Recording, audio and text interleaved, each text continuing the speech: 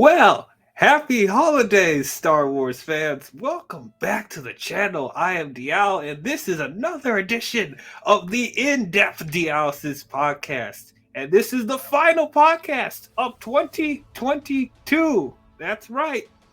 And what an occasion. We're going back into a galaxy far, far away for this episode. We are back talking about Star Wars.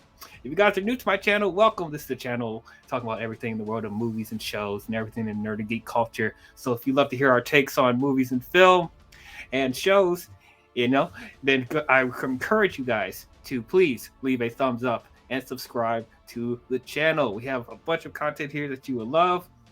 But anyway, today, as I said, we're going to be talking about Star Wars.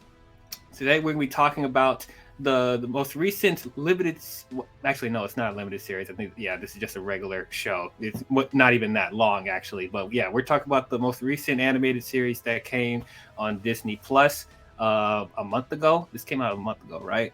October, November. I think it was like last month. Yeah, I think it came out in November. October 26th. October 26th. Oh, okay. Gee, I didn't know. There you go. All right. Okay. But anyway, we're going to be talking about Tales of the Jedi. And joining with me, finally, I got some panelists back again. We have fellow YouTuber, Ruby Groovy. I'm just letting you guys know that it's my fault. It's my bad. I am going through a whole packing situation, and so if that's the reason, if you're wondering why you're not seeing my green screen and nice lighting, this is and nice camera quality, you're not seeing that today, and I do apologize, but at least you guys can hear me nice and crisp with that Blue Yeti. And it's because I've been packing up a lot of stuff recently because I'm going to be moving out soon. So in case you guys are watching this like with the camera quality and all that, and you guys aren't really liking it, sorry that you guys aren't going to like it this time, but next time we'll be back to that full-on nice quality for you guys. So for now, just deal with it. And with that being said, I'm glad to be here. Great to have you here. And also joining with us, finally we got this man back. We've been trying to get him back for so long, but he's finally here. I was afraid he was dead. Yeah, we thought he got killed off screen. No question what happens off screen. But anyway, also joining with us, fellow YouTuber Big B. Hey, nice to be here. Yeah, just kind of went soul searching off like the side of the world for a little bit, but I'm back here and I'm glad to be here. You went out to find yourself, which is good thing. But yeah, anyway. Let's get into this. Let's not waste any more time. Let's talk about Tales of the Jedi. And as always, we got to let the people out there know this is a spoiler-filled discussion. We're going to be talking about this series as if you already seen it. So if you haven't seen Tales of the Jedi and you don't want to know anything, I suggest you guys go watch it on Disney Plus and then come back and listen to this. You don't want to know anything. So you have been warned. And there's Kirby. All right. So, when it comes to Star Wars recently, personally, some of the stuff that I've been enjoying the most from Star Wars has been the animated stuff. For the most part, I think they hit on all cylinders when it comes to their animated stuff. And it's a shame that it seems like the animated shows of Star Wars isn't getting as much attention or love as the live action shows. Because these live action shows, man, they have been dropping the ball quite a few times as of late.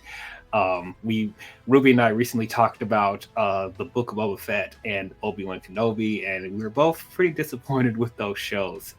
We didn't get your thoughts on Big B. How did you feel about Book of Boba Fett and Obi-Wan? Oh, you mean Mandalorian season 3? Yeah,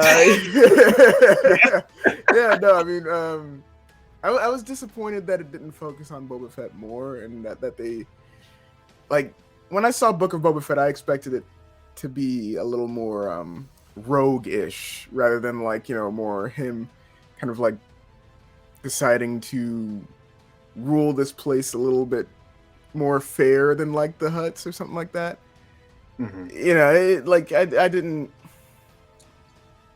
I was disappointed with Book of Boba Fett. Kind of bottom line with that. Obi-Wan Kenobi though, I wasn't too disappointed with it. I would have.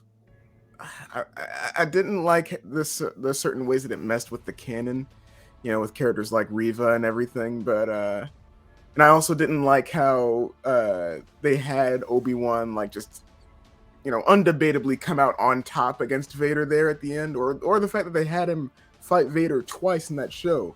Personally, I feel like he should have just been like it should have just been like a cat and mouse game. Like, oh, Obi-Wan was just here, Vader shows up. Obi-Wan was just here, Vader shows up.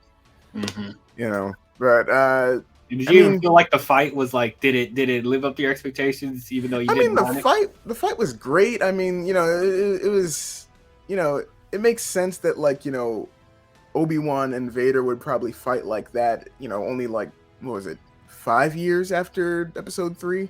10. Something like that. 10 years after episode 3. So I mean, I feel like that makes sense.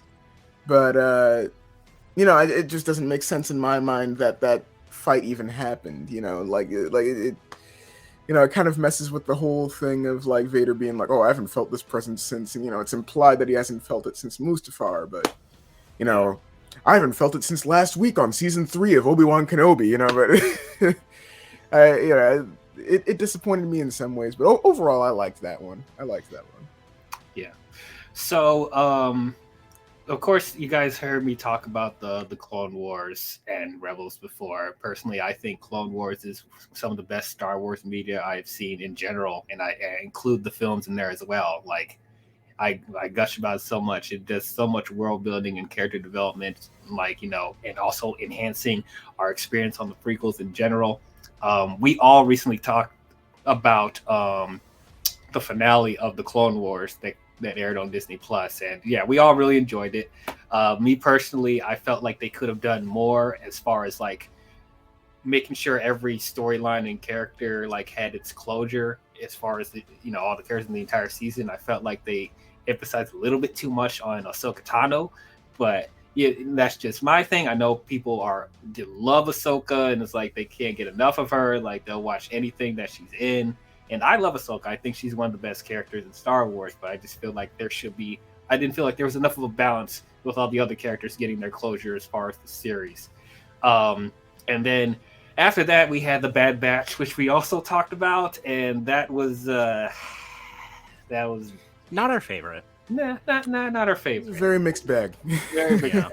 And I know there are people out there that love the Bad Batch, and they're excited for season 2.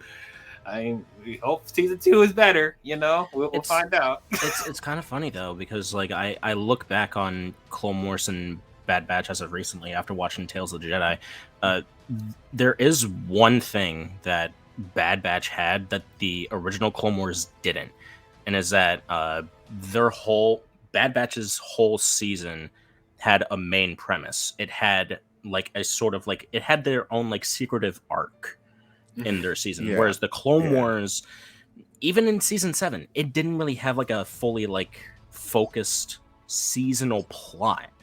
It was just like, we all know how seasons 1 and 2 are. I personally think that seasons 1 and 2 were absolutely trash.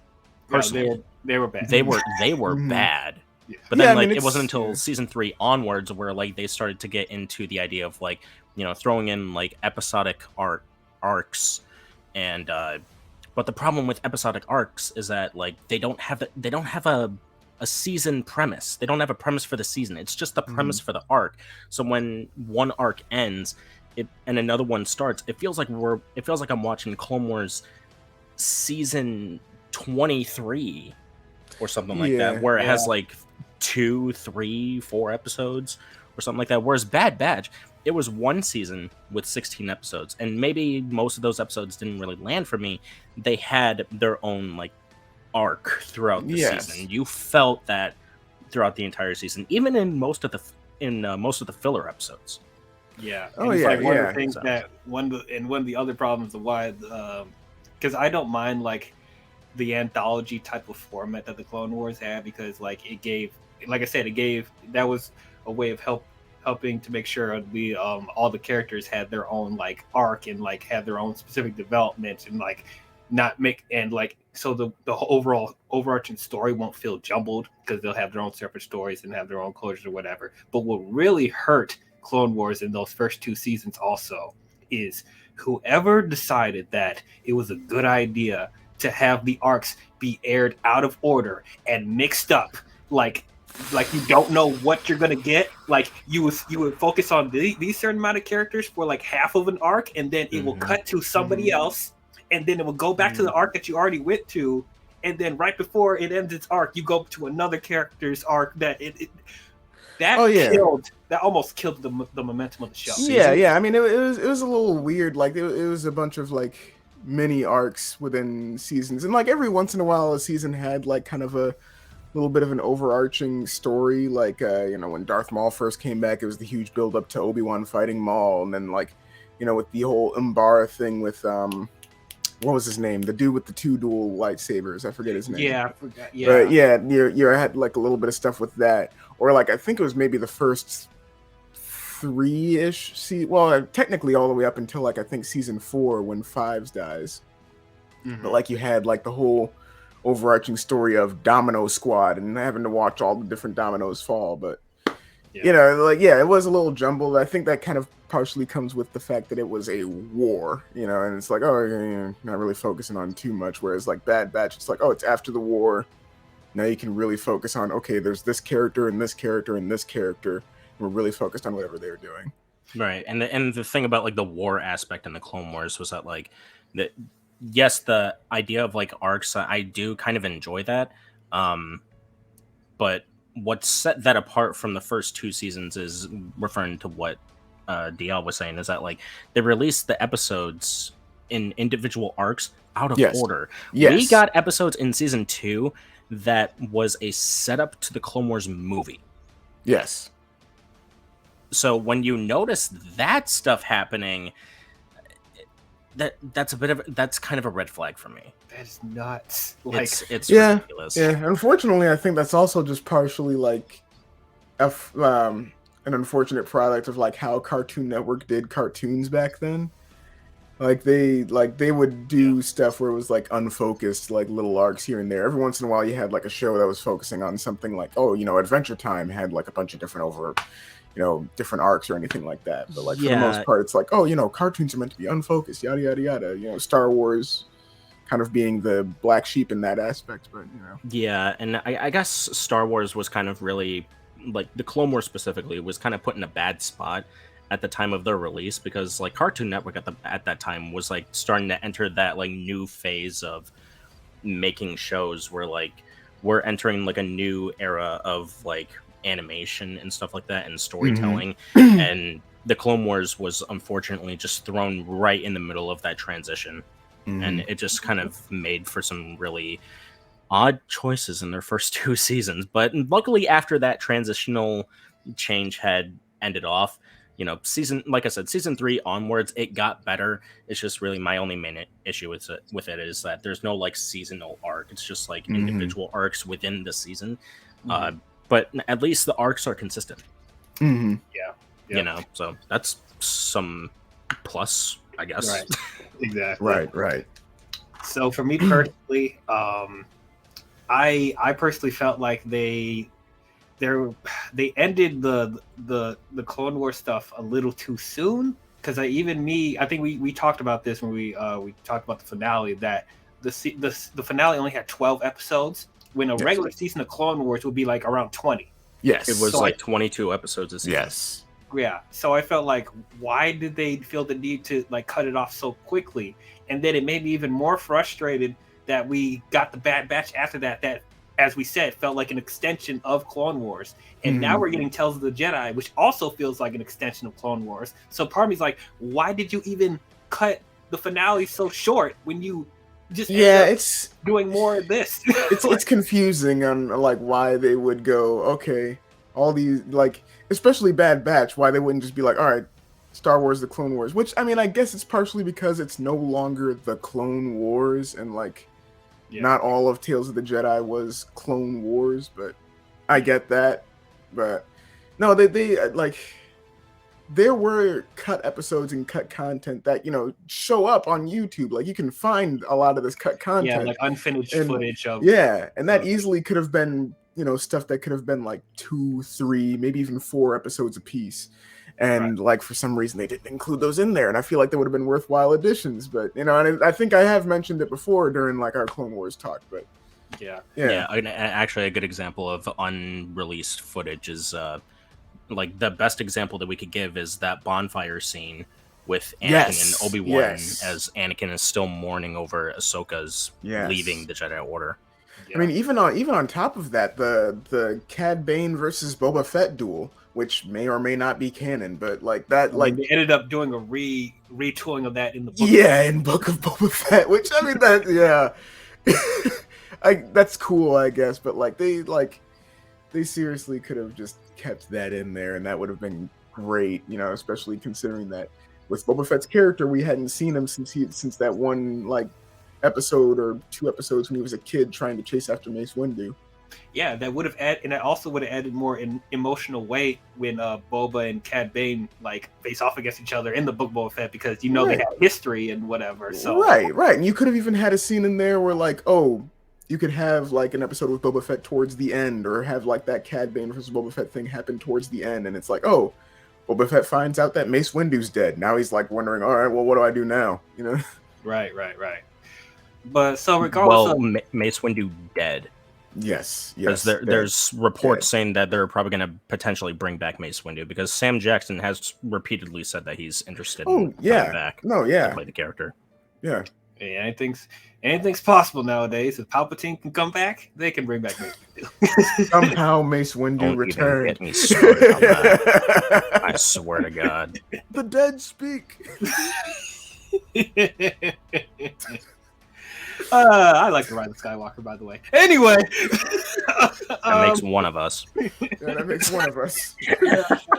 We can debate about that another day. But anyway, regardless of my personal frustrations of how they cut the Clone Wars short, I was still excited to see more from like around that timeline, that we're getting more development with the Jedi. Specifically, when I'm hearing that they're doing more development on Count Dooku when he was younger, I was so excited about that, because for the longest time, when they were still focusing on like thinking about doing anthology films for Star Wars, like one of the things that I thought they should do is have a prequel movie with a young Dooku and a young Qui-Gon Jinn and a young Obi-Wan, and show how Dooku eventually broke off from the Jedi Order, and seeing how he believes that the Jedi are corrupt, and and stuff like that, just to see his side of why he joined with Sidious and stuff like that. So I'm so glad that they were finally doing this. It's almost like they listened to my podcast. It was like, okay, we'll do that for you, man.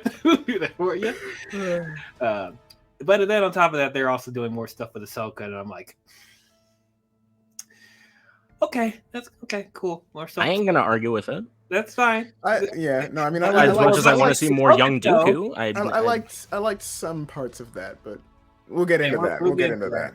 Like, look, I know people don't believe me, but I do love Ahsoka. I think she's great, but I'm just worried that they're oversaturating her. I'm sure the episode they were going to do for this show is going to be really good, but it's like, do we need it? We're about to get the Ahsoka show with Rosario Dawson too, so it's like they couldn't say some stuff for that, maybe. But Dave Filoni needed it. Does he? Does he now? It doesn't matter if he needs it. He's going to be on the project with, if Ahsoka's name is mentioned at all, Dave Filoni's going to be like, yeah, what's up? Yeah. But regardless, very excited for this. The thing about it, though, they barely marketed this. I think I only saw one spot on the YouTube. There was one preview on their channel or something. Yep. And I don't even hear a lot of people talking about it. There's some reviews out there, but I don't hear a lot of critics talking about this show, or just Star Wars fans in general. I don't hear a lot of people talking about this show, and I'm like, well, that's a bummer. Is it because it's not good, or people just didn't know it was out?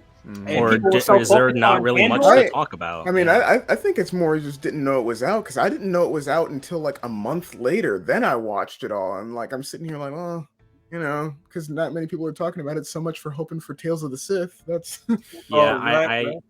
I saw it Tales of as the Sith. like Oh man, that would be so. Tales of the good. Sith would be Tales of the interesting. Sith. Yeah, go back to like old Republic days. no. Right. I would say more just showing how Palpatine got involved in all of this. Yeah, Right. like the birth of Palpatine. Anyway, Mhm. but It no, also did. I saw Tales of the Jedi as like earlier, I think it was last week, I said to myself, oh yeah, I forgot Tales of the Jedi is a thing. We're going to be doing a podcast on it soon. Might as well start to like actually watch it to get my thoughts on it. And at first I was afraid because I thought that Tales of the Jedi was going to have like each episode. There were only like six episodes. And I Mhm. thought that all of them were going to be hour-long episodes, considering how many episodes we got. Each one didn't last any longer than 15 minutes. Yes. That's another thing. I'm like only 6 episodes, and each one isn't even longer than 20 minutes. I mean, it was like the same length as like Star Wars Visions, essentially. Yeah, pretty Like, much. with- Yeah, I got yeah. the same feeling too. Yeah. Yep, they Star Wars visioned this, and on top of that, I don't think they did the show any favors with them airing it in the middle of the Andor hype. Like it Oh I think it got lost in man. the shuffle. Yeah, that's a good point, actually. Yeah, Got it. that's why Got it. people weren't talking about it because everyone was too overhyping about a bad show. Oh boy. Potentially, I don't know. I haven't seen it. Funny because Big B and I know that he's trolling right now. But anyway, Mercy, chat, mercy. I'm just playing. I haven't seen it yet. I don't know if it's good or not. anyway, mercy. we'll definitely get to that show in the near future. Don't you worry, we're gonna talk about it. But anyway,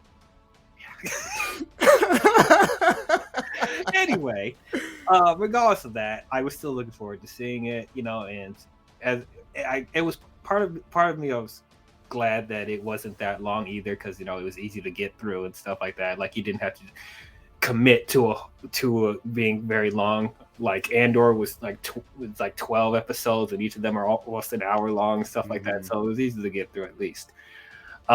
So sitting down and watching this, overall, I enjoyed this.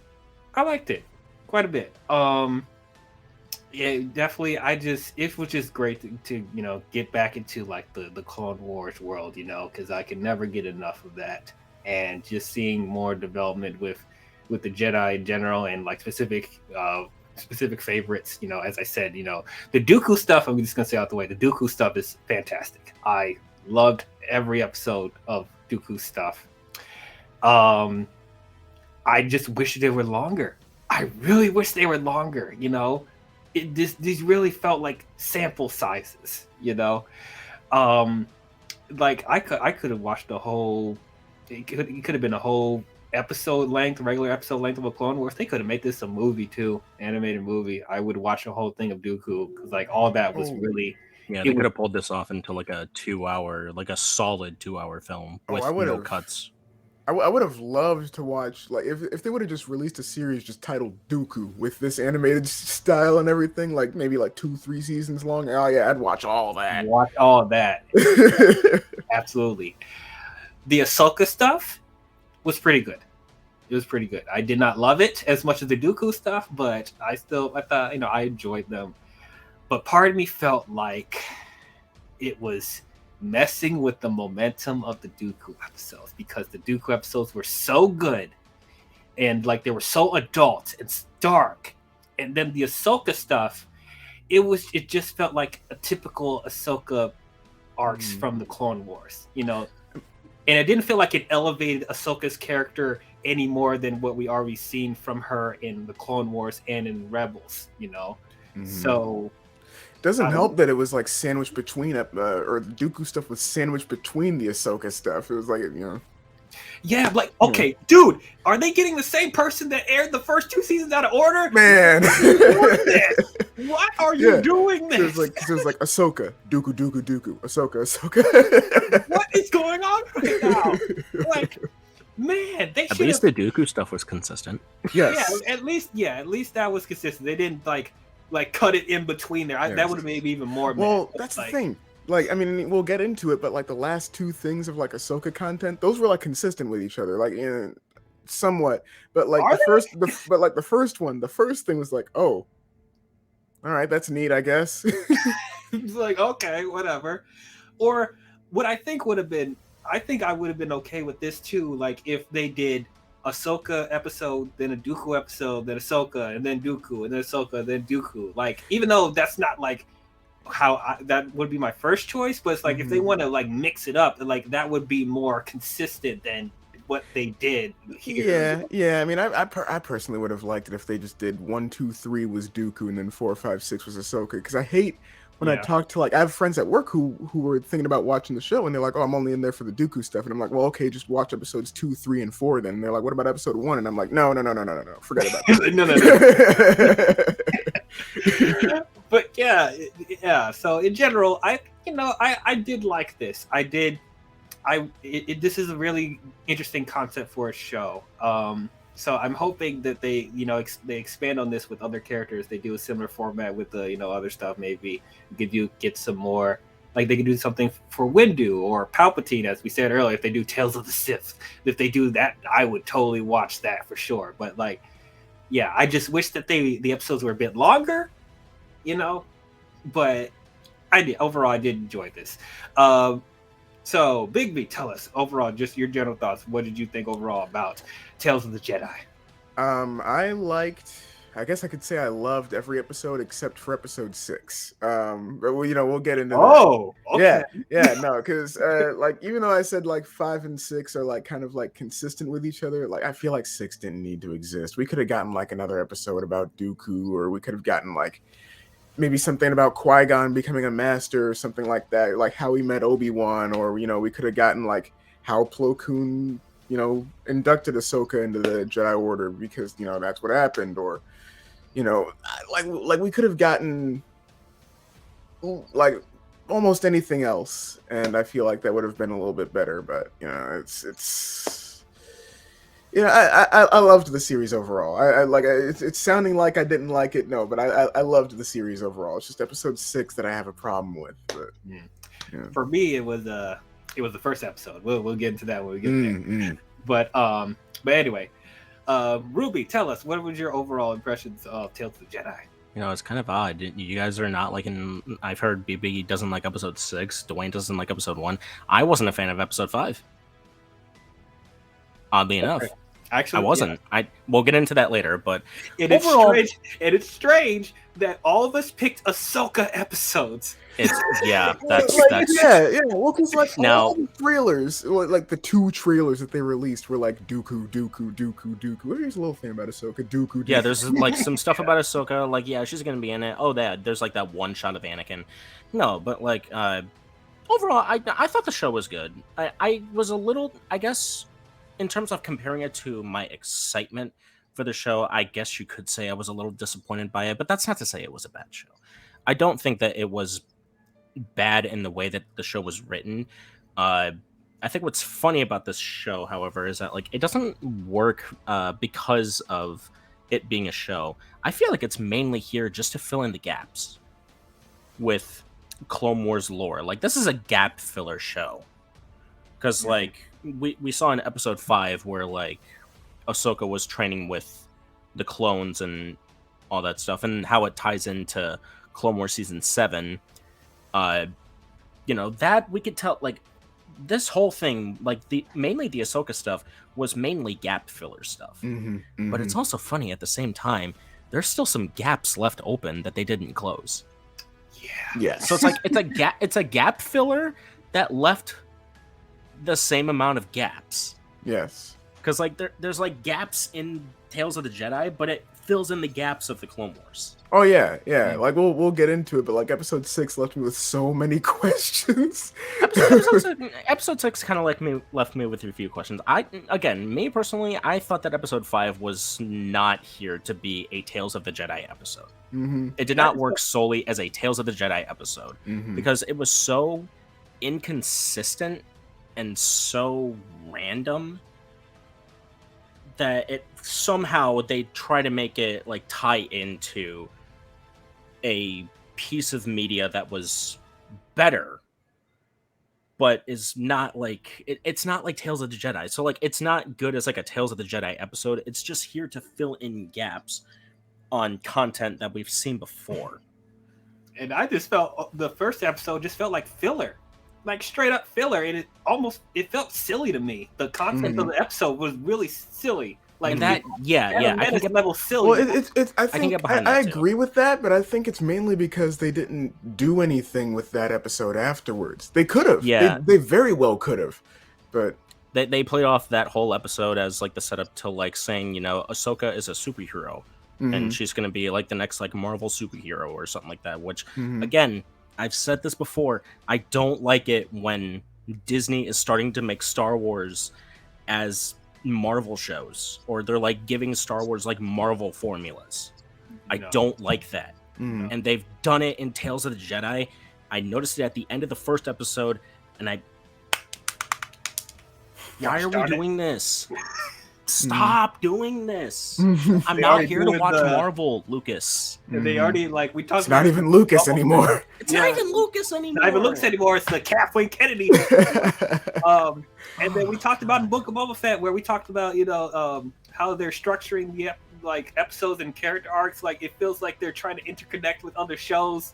Like it's universe, whatever. And it's like Boba Fett doesn't even feel like a Boba Fett show. It feels like an extension of the Mandalorian. Like what?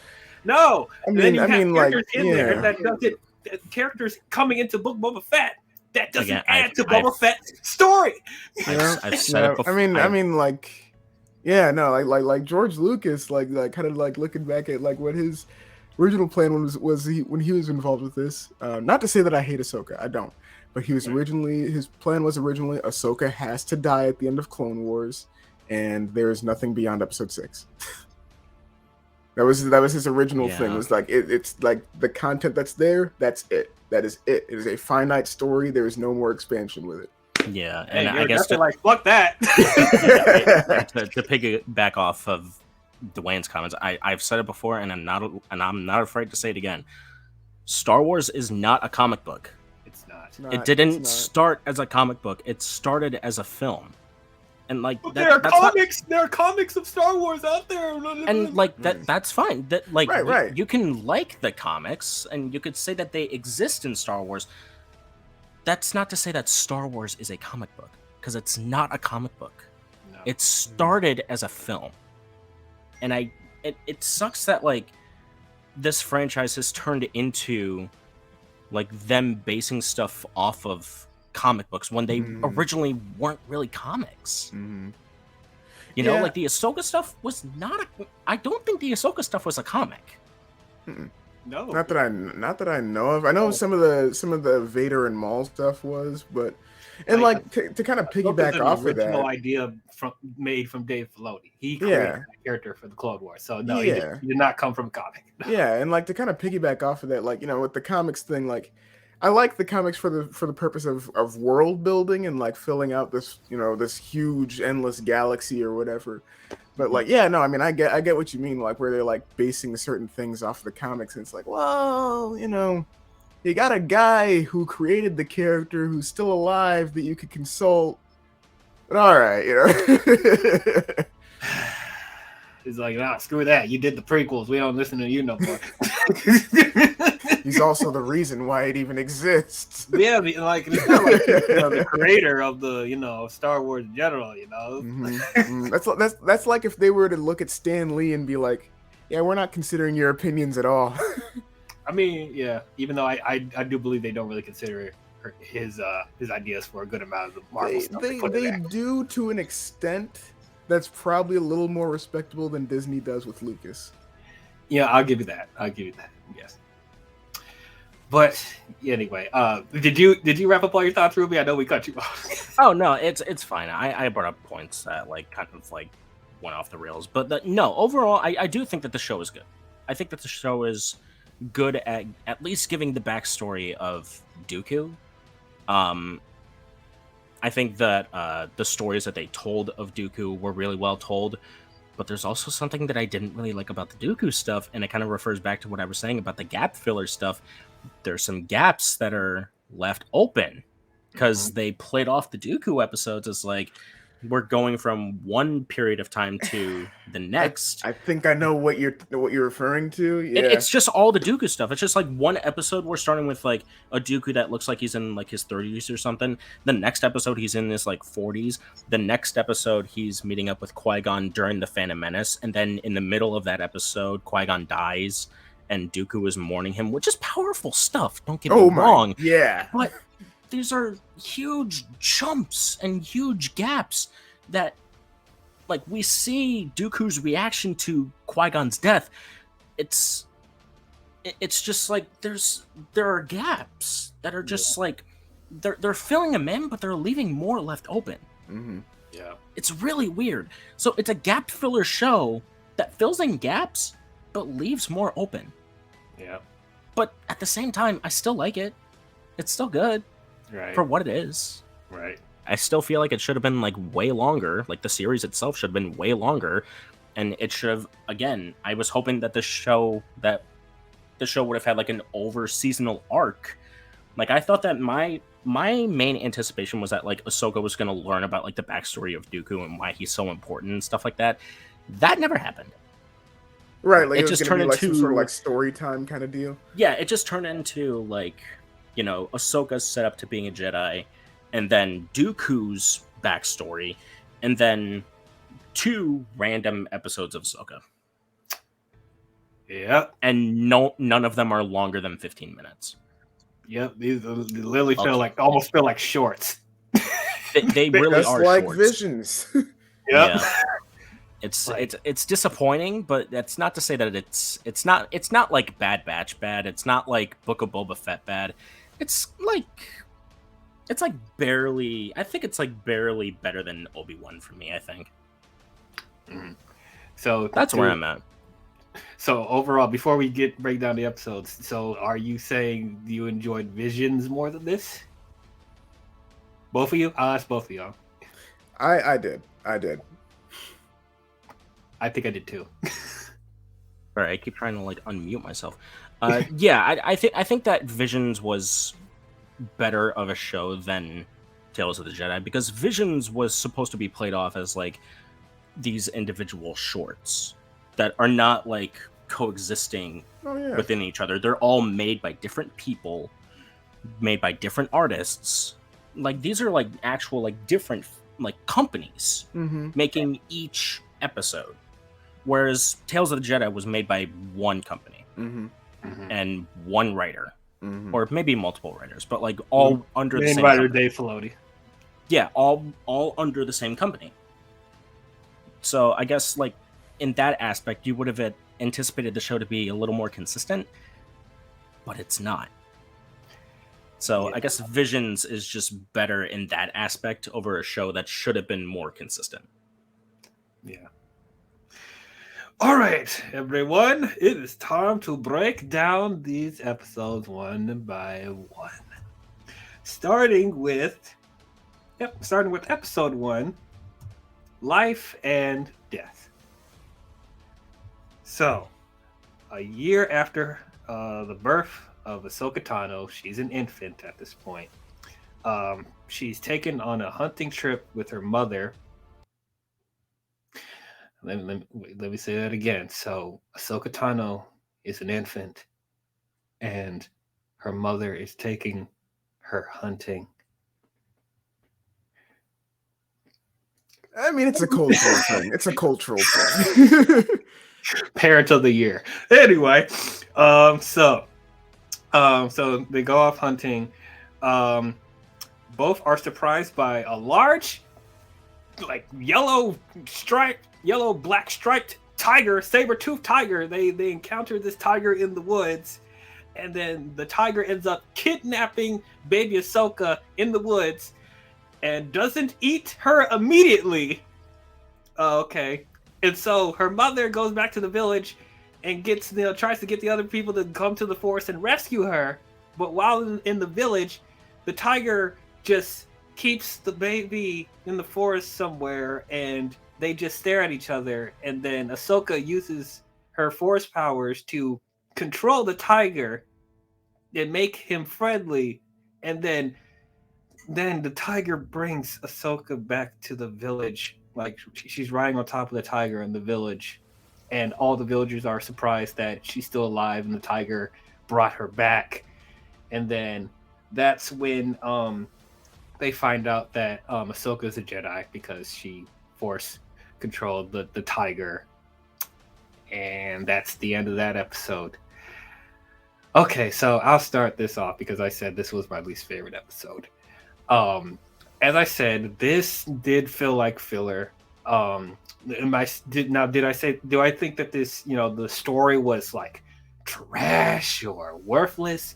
No, because we are seeing the beginnings of Ahsoka, and it's interesting to see her people, just like this, just to see her how her species, is living, I guess, and seeing their environment. That is interesting to see, and it's nice to finally know about Ahsoka's family and stuff like that, and seeing her mother, and I think that's her grandmother, whatever, the eldest one.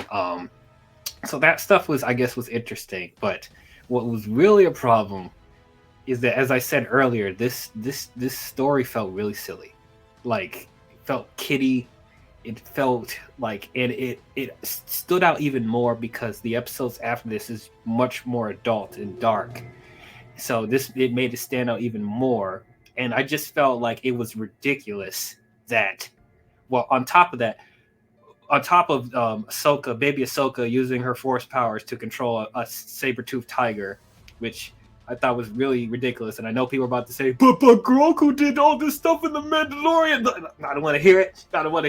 It is silly. It is silly what they did with Ahsoka. And on top of that, her mother is taking her out to the woods to hunt when she is at her most vulnerable, when she's an infant, when she's not even able to process anything that her mother is saying. And I know people about to say, but they're aliens. You don't know if the baby can process stuff as a baby. It looks silly. It looks ridiculous. Why are you taking your baby out to hunt for animals? It's either you are in danger. Either the mother, you're putting your kid in danger. Sorry, what'd you say? Yeah, either the mother doesn't know how to parent, or this is the most chill baby we've ever seen in film history. I mean, I figure it's more of like a cultural thing with like the Togruta people and everything. Like, oh, it's like that's probably why like that elder did the whole like whatever she did to like her forehead or whatever. These guys saw Avatar. That's all I need to say. Yeah. I was about to say, I felt some major Avatar vibes with the paint and like how they do the chants whenever they kill wildlife or whatever. Like that was straight up. That was Avatar. Point of reference: we had only just came back from seeing Avatar: The Way of Water this past weekend, so that's why we're mentioning a lot of Avatar stuff. Yeah. So anyway, but and on top of that, like, okay, if they want to show Ahsoka as a baby being the prodigy child, she's a very powerful Jedi. Okay, fine, which is similar to what Anakin was setting up in the Phantom Menace or whatever when he was a kid. Like the midichlorians are high with him or whatever. It's like, did this really like enhance Ahsoka as a character? Seeing her get her force powers as a baby like this? I don't think so. I could have taken this or left it. And like, even though it was nice to see her family and stuff like that, they don't do much with them. They don't. Like the only member of her family that like had potential to be an interesting character is the elderly grandmother, but like other than that, I'm just like, not much. That's not really much here that's that interesting to me. And like I said, it just seems so ridiculous that this little baby controlled a tiger. Like a big saber-toothed tiger. It was just, yeah, I was not a fan. Anyway, tell me, what do you guys thought about the episode overall? I honestly, I wasn't huge about this episode. Obviously, taking your baby out to hunting, that's a whole like different discussion, and maybe that's a cultural thing with Ahsoka's species and whatnot, but like that's a whole another argument. But I mean, I do feel like there are some interesting things that they could have done with this episode. They could have played this off as like, that they could have trimmed that whole episode into like maybe 5 or 7 minutes as like the prologue of that episode, and then played off the rest of it as like some of the filler stuff that we're missing is how did Ahsoka get picked up by Plo Koon, which is said to what happened. And I'm guessing my guess was that like Ahsoka's village or people or whatever were all killed off. They were all destroyed by the Empire, not Empire, but like the I'm blanking on the name. Help me out. Trade Federation. Trade Federation. Thank you. For the love of God. I was blanking on too. I was like, is he talking about Trade Federation, Emperor, droids, droid army, that sort of thing.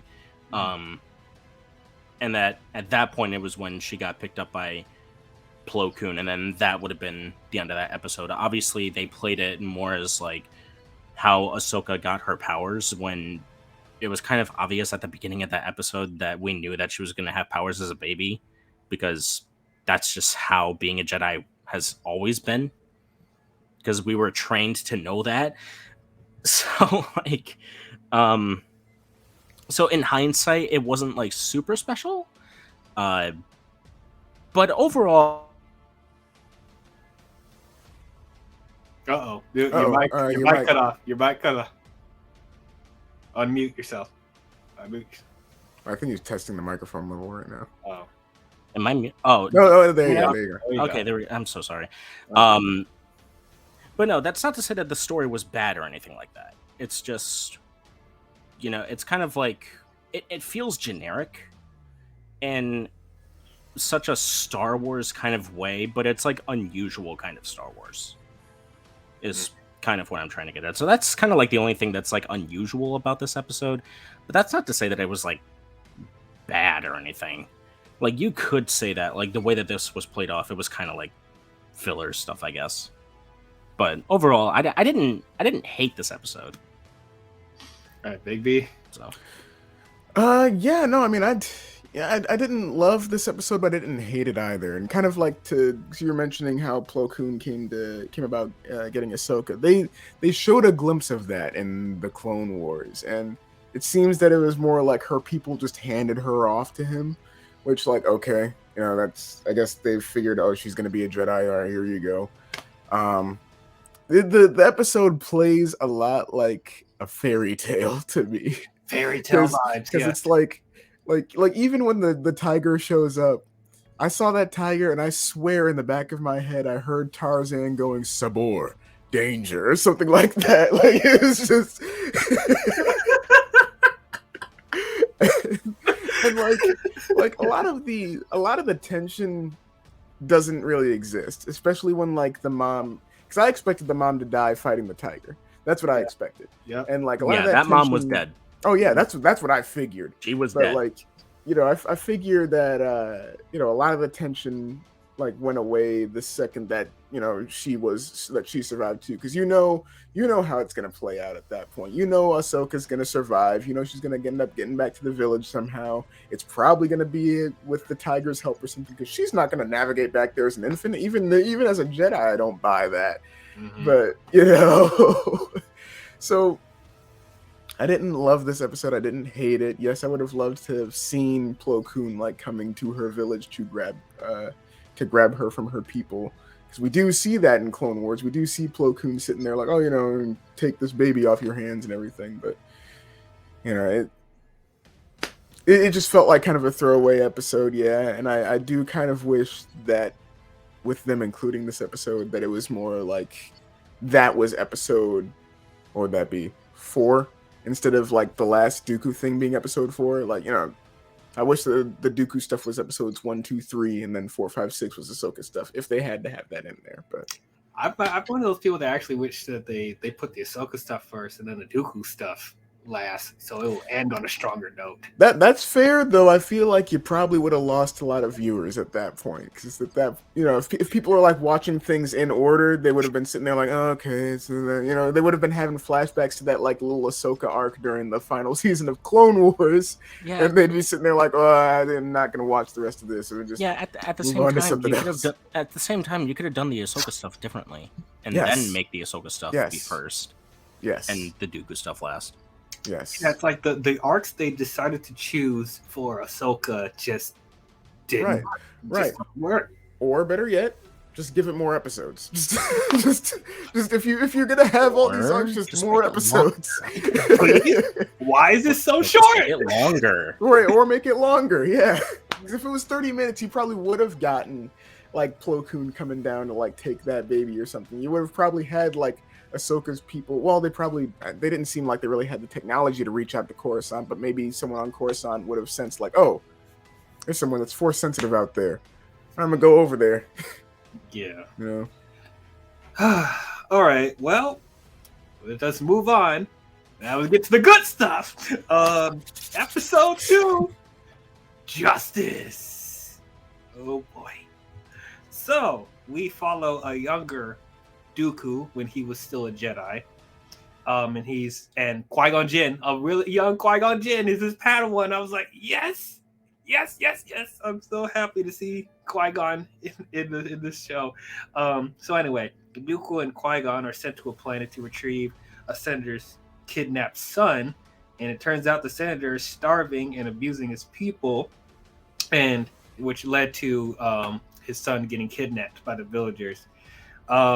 As the senator attacks and threatens to make an example of all the people that were involved, Dooku uses a force choke to intervene, and Qui-Gon is like, no, don't kill him or whatever. So you see the Dooku's dark side starting to come out and stuff like that, and then Qui-Gon saves the senator's son and has him intervene and stuff like that. So that's pretty much the bulk of this episode. What did you guys think about it? I loved this episode, and I love this batch of episodes just because, like, Dooku's one of my favorite characters because of what he represents, like, within, like, the whole, I guess it's the High Republic era, but, is this considered the High Republic era? I think so, or New Republic or something like that, in that, like, Republic era. I like what he represents there, and one interesting thing that I liked about that this episode was that the young Qui-Gon Jinn was actually voiced by Liam Neeson's son, which is which is like that was a really nice voice choice there. But I did not know that actually. I'm yes, looking that up. like I looked it up at one point, and they were like, yeah, it's Liam Neeson's son, and I was like, that's kind of nuts. That is nuts. But no, like everything. Everything about that was nice. Seeing a young Qui-Gon Jinn was great. Seeing a young Jedi Dooku was great. And I loved seeing how the Jedi were perceived, like, before the Clone Wars. Because, like, you get a little glimpse of that in, like, episode 1, and, like, a little bit of a glimpse of that in episode 2. But, like, they really hammer that in with, like, these next couple episodes of, like, oh, the Jedi serve a corrupt republic. Therefore the Jedi are corrupt. So you guys wouldn't understand the struggles that we're going through, and then Dooku's eyes slowly opening to, oh, the Senate is corrupt, the Republic is corrupt. Oh, I need to do something about this. Where his values are when he starts to force choke that senator, and he says, corruption like yours must be purged, and it's so great to see that slowly develop within Dooku, and seeing that Qui-Gon was the yin to his yang. Yeah. Like he was the thing that balanced him out. And,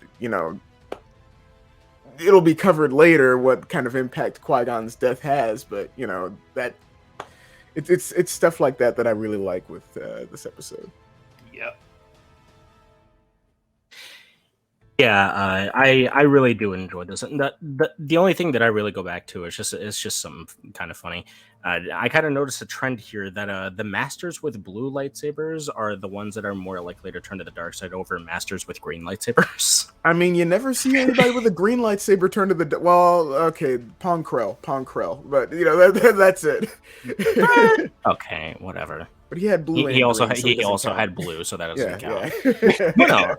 But no, I did really enjoy this episode. I do like how we got that sort of like connection between Dooku and Qui-Gon, and how their relationship was as master and apprentice. And it's kind of interesting to still see that Qui-Gon was still acting as sort of like the wiser Jedi between the two, and we see Dooku's slow descent to the dark side sort of like kind of like creep on us at that point. And it kind of makes us wonder, did Dooku turn during his training with Qui-Gon? So did Qui-Gon get dropped off or something to Obi-Wan or something? So it kind of leaves you with like some questions. Apparently that's not how it really turned out, but that's what I had assumed when I saw the episode. So it was just a nice. It's great too because it's simple storytelling. Mm-hmm. It's very simple storytelling. It doesn't have to go too far into the mythology of Star Wars or anything like that. It doesn't have to go into like backstories or anything like that. It can just focus on the situation at hand. And that's what this episode really does. And it also sets up future stuff that we are actually intrigued by, even though we already knew that Dooku was going to turn to the dark side. It's the how he turned to the dark side that intrigues us. And the fact that they sort of like tease it off as like that's how they might be playing it off as is really, really fun to watch. And so, yeah, I think that this episode was definitely very good and definitely one of the better ones. Mainly solely so that it doesn't have to worry about like filling in. It doesn't have to worry about like filling in any gaps. Mm-hmm. That's really my main thing is. Yeah. Well, you guys pretty much are saying exactly what I was going to say, so I don't know how much I can add to that. But yeah, so absolutely. It was nice to see the dynamic with Dooku and Qui-Gon, and like how you said that Qui-Gon ends up being the yin to Dooku's yang, balancing him out, stopping him from making making these brash decisions, stuff like that. It was like, as I said earlier, like just seeing the little glimpses of Dooku having a dark side to him. It was like having a hard time controlling that, which I thought was just very interesting to see. And then I'm really liking that we're getting more of an emphasis on like the Jedi possibly working for a corrupt republic, because these are the themes that they hammered really well in the Clone Wars and they hammered in the prequels. So it's just nice to see more details of that, and then planting the seeds of seeing how and why Dooku sides with the Sidious and stuff like that. You're seeing the seeds of why he feels the way he does. What also stood out to me, aesthetics wise, like on top of, it was interesting that they got Liam Neeson's son to play young Qui-Gon Jinn. The design of young Dooku, if you look at pictures of Christopher Lee when he was younger, he looks exactly like Christopher Lee when he was younger, which I thought that was a great detail. That was really good. Like how his hair is and stuff like that. That's exactly, he looks like Christopher Lee from The Man with the Golden Gun. Like I thought that was awesome, aesthetic wise. And he has a blue lightsaber, so I thought that was great when he was a Jedi. I please, Hasbro, Disney, make blue Dooku lightsaber. So about that, Disney Parks is actually making one. Yeah, there you go. Yep. You have to go to Galaxy's Edge to get it though, or shop Disney online. But yeah, I am determined. Amazon. Yep. Amazon. I mean, yeah. And re-release Qui-Gon's lightsaber, please. Can we get a re-release of that? Man, I'm upset I missed that. It's nuts. Like they did a re-release of Windu. They did Yoda and everyone else. They did Leia stuff. Like we need a re-release of Qui-Gon's lightsaber for sure. But yeah. Overall, I'm just emulating what you guys say. I liked everything about it, and it's like it was simple storytelling, as you said. I liked. Yeah, it was simple, and it was still very effective. All right, moving on. Episode 3, we have choices. So, we're once again following Dooku and Windu this time. They investigate a mysterious death of one of their own Jedi, I think Jedi Masters. So they're investigating that, and it turns out the Senator's guard killed that Jedi in a failed attempt to force the corrupt senator to include them in this plot. After the attackers are subdued, Dooku is passed over as a member of the High Council in favor of Windu, as the Council does not condone his aggressive methods with the investigation. So what do you guys think about this one? This one I actually found pretty interesting. The thing that kind of made me question a little bit is that this was our first introduction to Mace Windu in this time period, and something that I kind of kept in the back of my head was that Jedi with purple lightsabers are Jedi who are sort of ones who are kind of in the balance between light and dark. They've sort of experienced both. Yeah. And I'm wondering if they were going to go with that setup of maybe Mace Windu had a blue lightsaber, but had experienced or had felt what Dooku went through. It's just Dooku took his turn to the dark side more extreme, whereas Mace Windu originally saw what Dooku had or what Dooku's vision was, but still kept with the Jedi Order. Mm-hmm. But his so he's stuck with the Jedi Order, but he has an idea of maybe the dark side has a point. Mm-hmm. And that would be sort of how his lightsaber would have turned purple. I was hoping that they would do that. They did not do that, but so it was a little bit of a letdown, but it's just one minor thing to take away from a very intriguing episode. But yeah, so overall, I really enjoyed it for what it was, even with my theories about Mace Windu, even if they never really came to pass. Mm-hmm. Yeah, I mean, it was a really good episode. I loved it too, and with the whole blue lightsaber thing, it's funny because originally Mace Windu was supposed to have a blue lightsaber, but Samuel L. Jackson wanted purple, But no, I liked seeing Detective Dooku in this episode. Detective Dooku. Yeah, seeing how this was Batman and yes. This was Batman and Gordon. Yes, as Jedi. And getting to see how he. Because I was as I was watching that episode, I was piecing it together the exact same way Dooku was. I was like, these blaster bolts look like they're going away from the ship rather than towards it. Wait a minute, But no, I liked every part of that. The whole thing with the council passing over Dooku for Windu, I liked that as well because it also kind of gives an idea of why they never gave Qui-Gon a seat, because both Qui-Gon and Dooku were mavericks, when it comes to the Jedi Order. They follow what the Force wills rather than what the Jedi or the Council will the Force to do. It's the same thing with Quinlan Voss. He's more of somebody that just goes with the flow, and is open to kind of experiencing both sides of the Force. But no, I liked that, and I liked how them passing over Dooku for the seat did kind of a similar thing that Anakin not getting the rank of Master did for him, where it just kind of deepened his distrust in the Jedi Council, as well as the Jedi Order as a whole. Along with, of course, them continuing to hammer home the whole thing with the Jedi serving a corrupt republic and everything like that. all of that, like setting up, more and more and deepening Dooku's doubts in the Jedi Council. I liked that. I liked that every episode kept deepening that. But yeah, no, I loved this episode. This was probably my second favorite episode out of the entire show.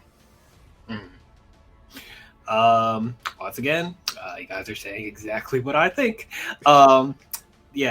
Me personally, I mean, You should start talking. I'm just kidding.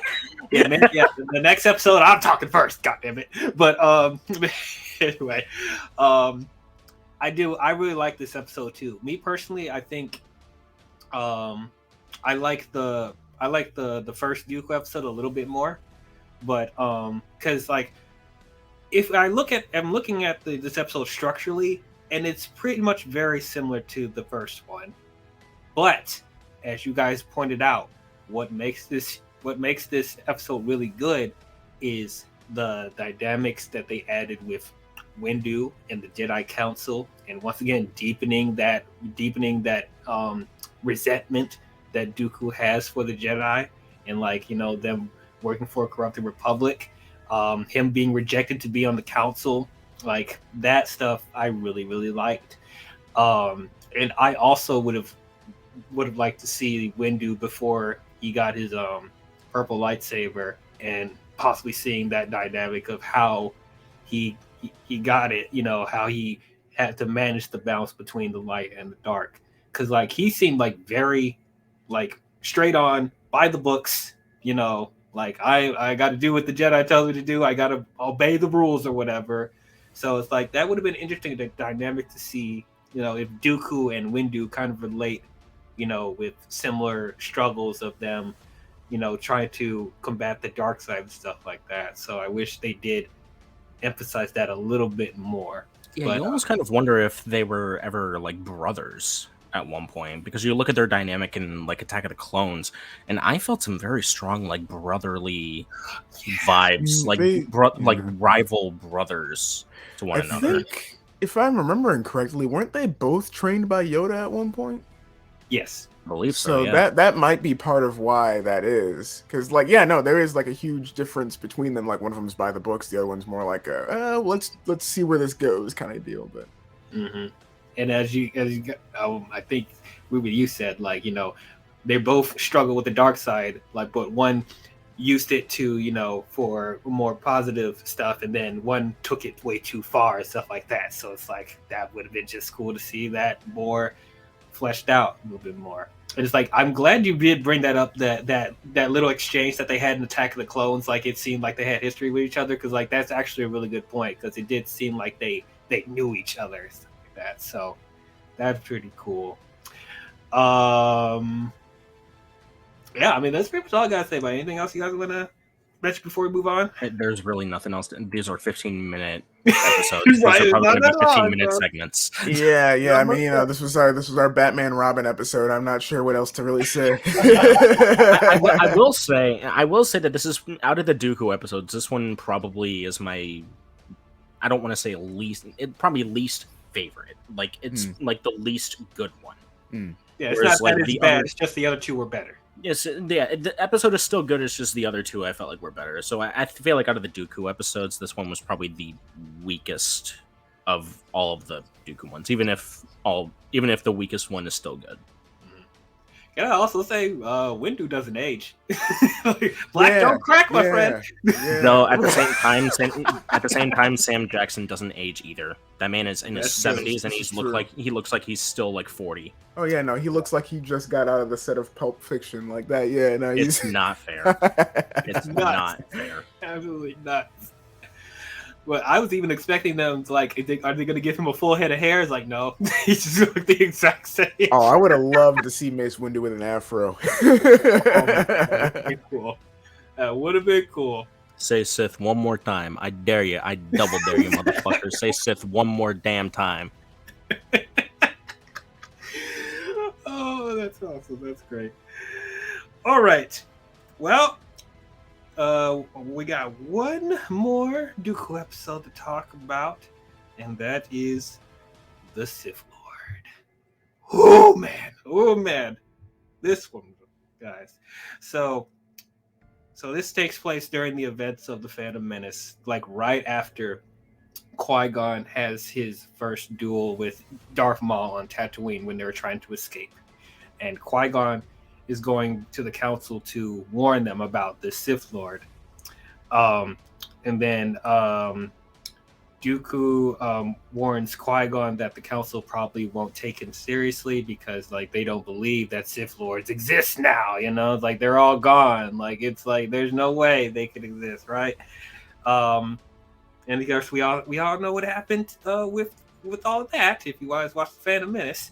So and then after they cut to like after Qui-Gon's death, like right when Qui-Gon dies, like they're about to do a funeral for him, and like Dooku is like mourning for him, and you know, in the way that he mourns, being very moody, not showing a lot of emotion, but you just know it's getting to his head and stuff like that. Dooku deliberately doesn't go to his funeral though, and decides to leave off somewhere, and then Jedi Master Yaddle.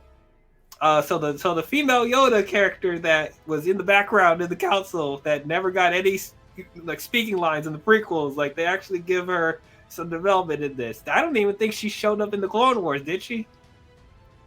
So, because she died in this episode. Outside of Legends, she, you know, but yeah. Oh yeah, not canon anymore. right, exactly. Yeah, and I guess because after what happens in this episode, it wouldn't make sense for her to be in the Clone Wars. So I don't know why I didn't put that together. But anyway, so Yaddle follows him on a ship to wherever he's going, and it turns out that Dooku is meeting up with Darth Sidious at that one like location on Coruscant that we saw at the end of Attack of the Clones. He literally goes there, and Yaddle follows him, and then Dooku is talking with Sidious, being like, "What have I done? I've done all this to betray the Jedi Order and the Republic. I lost my Padawan. Like everything's just falling apart."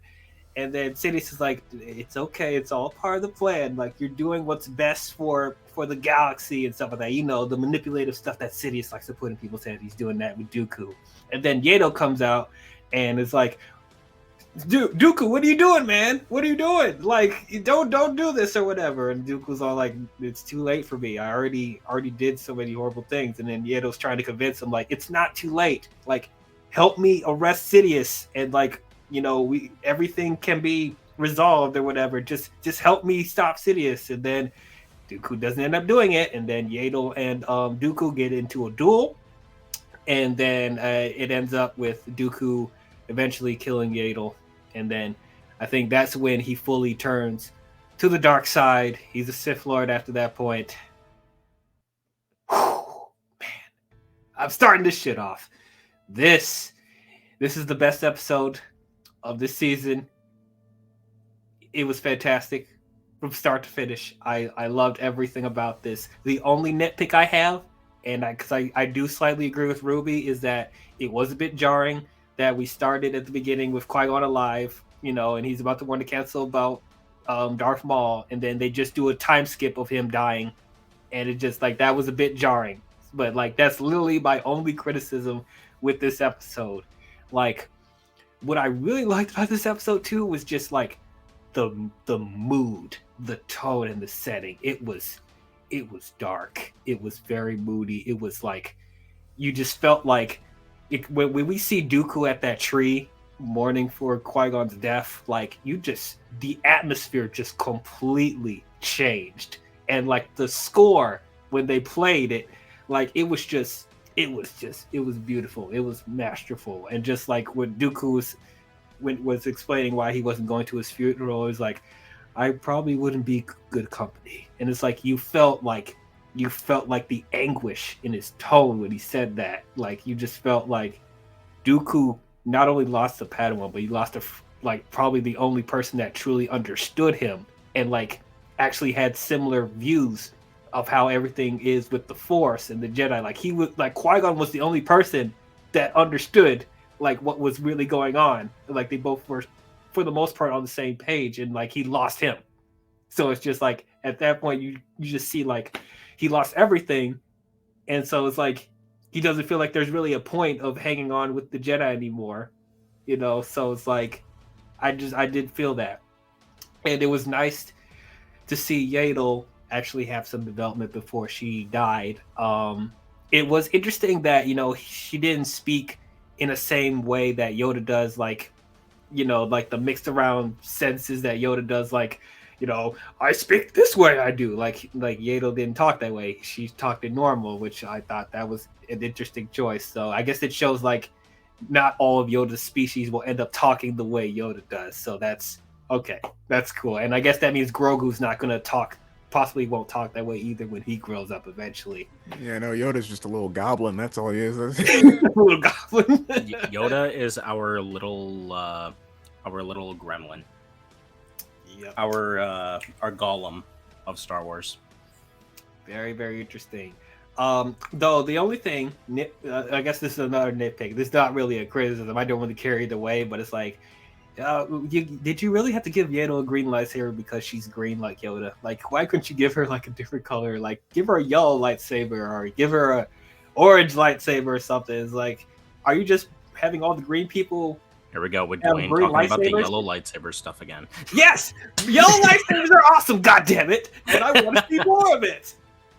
When Rey pulled out a yellow lightsaber in The Rise of Skywalker, I was like, yes, yellow lightsaber, yes, yes. I wish you used it in the rest of the movie, but still, they acknowledged yellow lightsabers in the movies. I was so happy about that. But yes, like they could have, like I guess all the green people get lightsabers too. What was the other Jedi that was a swimmer that had the tentacles? Kit Fisto. Yeah, Kit Fisto has a green lightsaber.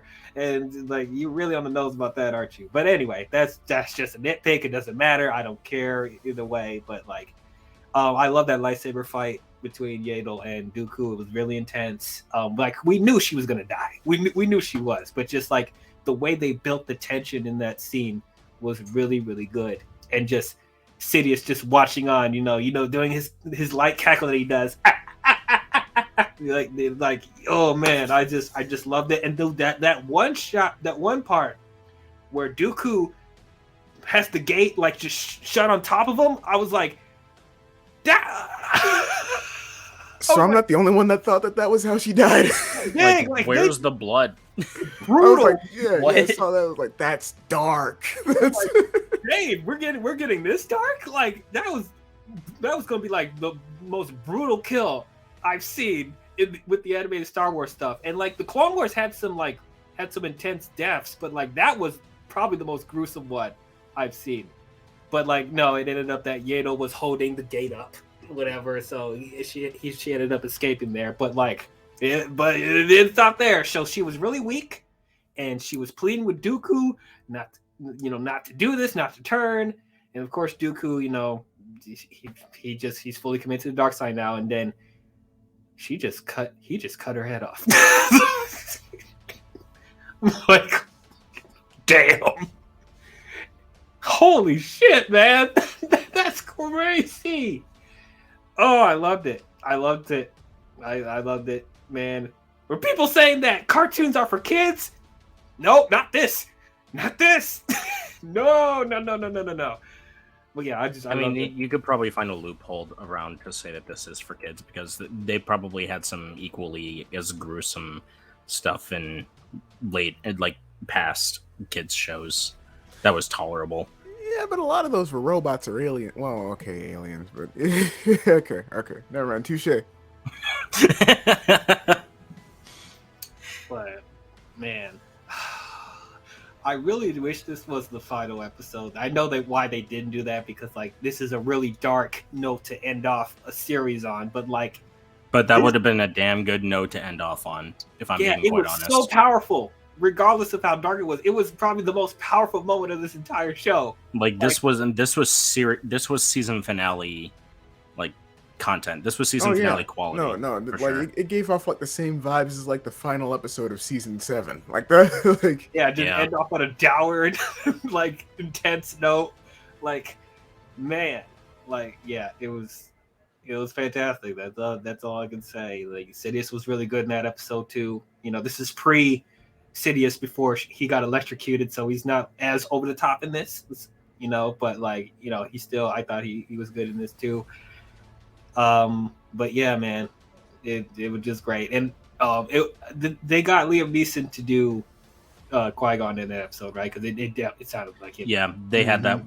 This is Yeah. the only like adult Qui-Gon that they had, and they've probably, I think they've had Liam Neeson do pretty much all of the Qui-Gon stuff ever since they started to do more stuff that Qui-Gon could be a part of. Even stuff like in season 3 of Clone Wars, I'm pretty sure there was a moment where he voiced as Qui-Gon.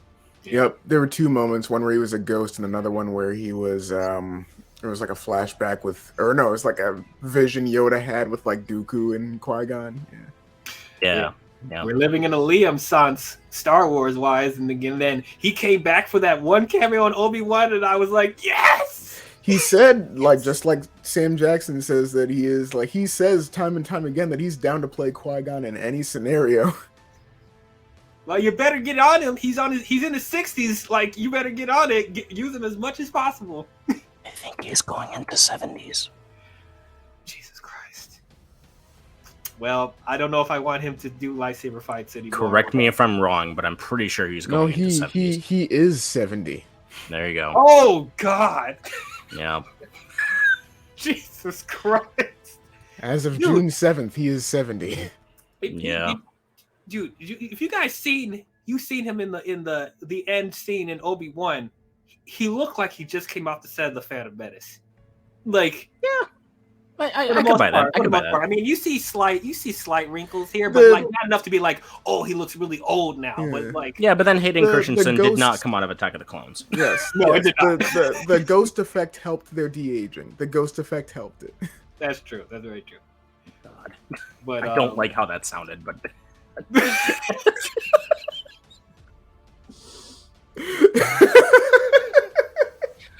All right, that's the end of the episode, guys. Thank you very much. Anyway. I'm just saying that just sounded weird from a Star Wars perspective. All right. Well, I guess I'll bring this up there. Like, if they did do like a similar deepfake situation with de-aging Qui-Gon for future projects or whatever, how would you guys feel about that? Since we know that he's down to play this. I don't know if they use the same technology for Hayden that they did for Mark Hamill, but like, no, because like that looks like a 4-year-old. Oh yeah, absolutely yeah. But like, yeah, no, like, I mean, I feel like that technology would be more helpful for a scenario like that. Because, like, I mean, Liam Neeson doesn't look that much older than he did in Phantom Menace, but at the same time, you're gonna need a little bit of help there, you know, a little bit. Not as much as Hayden, but like, you're gonna need a little bit of help. For some reason, Liam just like aged extremely slow. I don't know. I don't get it. Yeah. Man's 70 and he looks like he's 35. Yeah, the only thing that I really have about that is that like you know, even if you were to get him on Star Wars and you were able to find like the right technology to like deep fake his face and all that stuff, what would you use him for? The only thing I could see them doing is doing like a like pre-episode 1 like Obi-Wan thing, but then they'd have to find a whole new actor for Obi-Wan. Yeah, they would have to find a new actor for They can't use Ewan McGregor for that. No. I'm a very use like young Mark McGregor. Hamill's, like one of Mark Hamill's sons or something. All Like, right. really have the de-aged Obi-Wan's face on a younger person's body. Yes. That would be weird. Like, yeah, I guess the only thing I could see them doing with him is like, if we get a season 2 of Obi-Wan, which I don't know how likely that will be, but if we did a season 2 of Obi-Wan, and maybe we could, well, obviously we could use him as a Force ghost because they established that at the end of Obi-Wan, you could use it for that. But also, if they want to do flashbacks with them being younger, when Obi-Wan's a Padawan for story purposes, maybe, and like we don't need to see Liam pull out a lightsaber and try to fight. Like we don't need that, but like, you know, just to establish some context of within a flashback or something. That's probably the only thing I could see them doing at this point. But I don't know, because as I said, that's what I wanted them to do in this show. You know, like since you have a young Qui-Gon here, and like, you know, and regular Qui-Gon in this. Like, I wish that there was more episodes dedicated to him and the possibly younger Obi-Wan, because they do talk about him briefly in this episode. That he's there. So, and apparently Dooku never met Obi-Wan. That's nuts. Yeah. So one thing, because they did mention like, oh, I hope I get to meet him one day or whatever. But that's like a nice callback to Attack of the Clones, because in the scene where Obi-Wan is trapped, Dooku does say, I wish we could have met back then. That is true. That's true. So, gotta stick with the continuity there. Yeah. They can't mess with it anymore. No more.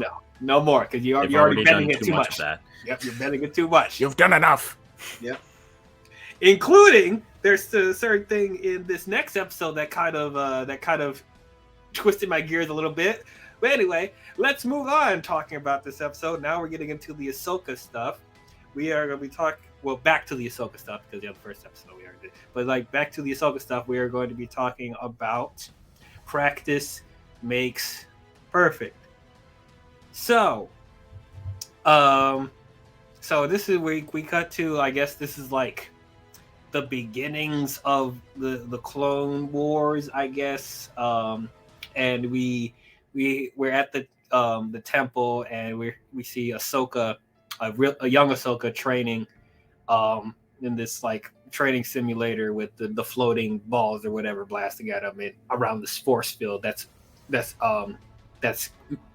getting smaller as she's battling the balls or whatever. So that's the whole simulation there, and she gets through it with ease.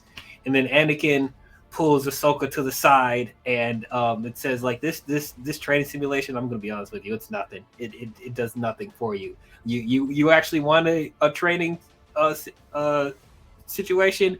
Meet me later. I'm gonna show you what's up. I'm gonna give you a real test. And so Ahsoka meets Anakin with Captain Rex and some clone troopers in like this shuttle area or whatever. And so Anakin has Rex and the clones shoot stunners at Ahsoka to just see how long she can survive, and deflect the stunning guns without getting knocked out. And she gets knocked out numerous times, and she keeps getting back up, and like she gets more frustrated or whatever every time she gets knocked out by the stun guns. And of course, the typical training montage stuff, and Anakin, talking some inspiration to her to try better. And so she eventually, gets better at, the training sequence. And then we cut to later on in the timeline of the Clone Wars, where she's older and where she's pretty much almost perfected, deflecting the stun gun stuff, where she lasted like 5 minutes without getting stunned or whatever. So okay, that's cool. And then they cut again to us like a scene in the finale of the Clone Wars, where Ahsoka and Rex are about to confront the other clones that turned in that Star Destroyer or whatever, where we all saw that scene. If you guys seen the finale of Clone Wars of Ahsoka and Rex confronting the other clones or whatever. So they cut to that, and then the episode ends. So I guess that's supposed to be like tying into like how she learned how to defend herself with the clones, and I guess like tying into like how she ended up being able to stand a chance with them at the finale for as long as she did. So I guess that was the whole point of this episode. And okay, before you guys talk, I just want to talk about the one thing continuity wise that really bothered me. It's a little thing, and I'm sure people will be like, "Oh, really? You're calling this out? Really?" Like, I'm sure you know what I'm about to bring up. So, in the beginning, when she's young, we talked about the Clone Wars movie too on the channel. If you guys haven't seen it, but we remember in the 2008 movie, that was the first time that Ahsoka met Anakin, right? Like, that's the first time they established that she just became a Padawan. You notice that in that movie, Obi-Wan has the short hair. in this episode, which takes place after the events of the 2008 movie, we see Obi-Wan with the long hair from Attack of the Clones. Mm-hmm. Mm-hmm. Yeah. So I figure, I knew that you were gonna bring that up. I figure that's because of them having more of a budget and a more talented animating team now. Because they didn't really have any like free flowing hair or long hair in like the first couple parts of the Clone Wars. But I don't know why they would have made that art direction change now, since they now have the budget. But I guess it's clear that they had the intentions to have Obi-Wan have his mullet back then, but they just didn't because they couldn't animate it for whatever reason. Okay, so if you couldn't animate it at that time, which I don't blame them, because like the hair in that movie did look a bit strange, but like just let it be. Exactly. Like, just let it be. It doesn't matter. Like yeah, just leave it alone. There was no point. Exactly. I was wondering which one of us was going to bring up the Jedi mullet. I'm like, the Jedi mullet should not be here. It's like, dang. No, it was the Obi-Wan Jesus mullet. Yeah, the Obi-Wan Jesus mullet, because we saw the memes online or whatever. But Dave, like, dude, why? You knew how much of a continuity error that would be. You will confuse people. Like, why? How did you let this pass? Like, I know people are about to be like, really? Why are you complaining about this? It's not even a big deal. It doesn't affect the movie, blah, blah, blah. It doesn't. But it just doesn't make sense. No, because it does mess with the continuity. Because if that's not the case, because like the one main way people are able to tell the passage of time with Obi-Wan is his hair, right? Like, right. Episode 1, he's got like the short brown hair. Episode 2, he's got the mullet. Episode 3, he's got like the shorter hair with a little bit of gray, and Yes. So it's like, yeah, like just little things like that. Like as you said, it just tells the passage of time. And so it's like for them doing that, like I didn't really see them a reason to have him have the mullet. Like I think they just did that because they always wanted to see Obi-Wan in the mullet. Because remember the mini series of Clone Wars, we saw mullet Obi-Wan in the Clone Wars outfit. So like, is that just because they wanted to see that in the animated in the CGI stuff? Like, is that really that important to you? But like, whatever. At least they fixed the Anakin short hair in this episode. It looks a lot better than it did in the 2008 movie. So, and I actually see how it can mold into the longer hair he eventually gets. But anyway, so who said that this was their least favorite episode? It would be me. Okay, well, let's start with you, sir. Yeah. So, like I said, just because I said that this is my least favorite episode, that doesn't say that the episode's bad.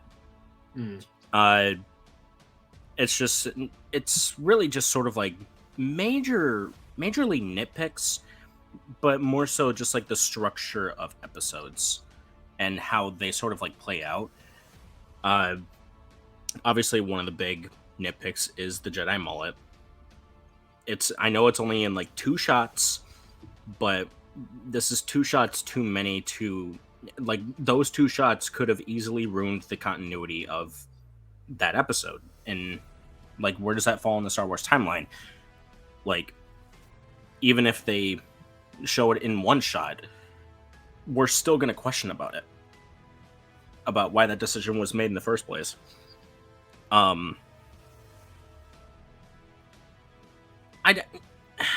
In terms of like what Ahsoka had to go through that episode, I understand that like she's wanting to like fend herself off against the clones as if they were like battle droids or something like that. Or like, there was something else that I was keeping in the back of my head, is that a part of me wonders if Anakin sort of knew that the clones were going to turn on the Republic. Because of how the episode sort of like played out, they played it off as like, Ahsoka, like you could have seen this as like Ahsoka would have bonded more with the clones with their training routine. But you could have also played this off as, maybe this was an Easter egg as to, what if Anakin kind of in some way knew that Order 66 was going to take place. You know what I mean? Because, like, why else would they show the last episode, or, like, the last scene of that episode, where it's the moments before that one big climactic moment at the end of the Clone Wars, where Ahsoka and Rex are sort of, like, prepping up for their plan, and then they enter that room as if they entered in that finale of Clone Wars, door shuts, and that's the end of the episode. They kind of played that off as, like, not to prepare them to defend themselves, but to prepare them to fight off against the clones. But that kind of doesn't make sense if Anakin kind of knew that Order 66 would happen, but that also wouldn't make sense if he's a Jedi. It just makes... That's the thing, and this takes place before Revenge of the Sith, so, like, any idea that there will be any turn, he wouldn't be aware of that now. Yeah, and I mean, I get what you're saying. I think it's more like, because I think his reasoning was that droids are predictable, people aren't. So, like, if you know how to defend yourself against the 501st, which is like the best clone battalion ever, then you know you'll know how to defend yourself against anything. Which, and I get that, but it's just an Easter egg. It plays off more like an Easter egg to me, as, like, you know, maybe Ahsoka does end up actually fighting the 501st, fighting off against the clones, but in a manner of, like, someone knew that, like, Order 66 was going to happen. Or, like, what if by some chance we end up becoming enemies or something like that? It doesn't ring hollow for me. It's just confusing. Yeah, I mean, it kind of comes off to me more as a, like, Anakin being like, be prepared for anything, you know, like as he says, like, the best way for me to protect you is to teach you to protect yourself. So it's like, okay, you know, in the I think it more comes off as him being like, oh, okay, in the off chance scenario that you find yourself fighting clones, you know, or in the off chance scenario you find yourself fighting people who aren't droids, who aren't programmed to do whatever, here's how you defend yourself. You know, you learn by doing yada yada yada. Yeah, and I get that. It's just the way that I saw the episode. It's just weird how they kind of like set it up as like, you know, this was sort of like Ahsoka's like final test or something against like the entire clone army, but this time they're actually shooting like actual blasters at you. I mean, yeah, and plus it's also kind of they should do that because like if she only lasted 5 minutes with stuns, like right. It's also nice because it's like, you know, when you think about it, it's like, oh, there's the irony that the reason that Ahsoka really survived Order 66 is because of Anakin. Because of Anakin, you know, and like I think they also had to establish that because there probably were debates.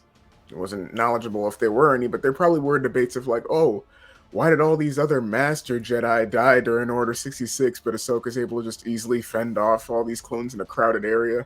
That's actually a valid criticism, though. Like that actually, yeah, I could see that. So this kind of justifies it, especially because if you go back and look at that episode, when she's like, you know, shooting all those blaster bolts up to like make her escape, she does a lot of the same movements that she does during this training thing. And I think it just goes to show, like, you know, with like, this is why Anakin, Obi-Wan, Yoda, and Windu are like the best. Warriors. Because they think about stuff like this because they were the only ones who could defend off against like actual people and clone troopers. like we see that it happen. So I mean, for all we know, they might have done similar training for themselves. I mean, you know. Yep.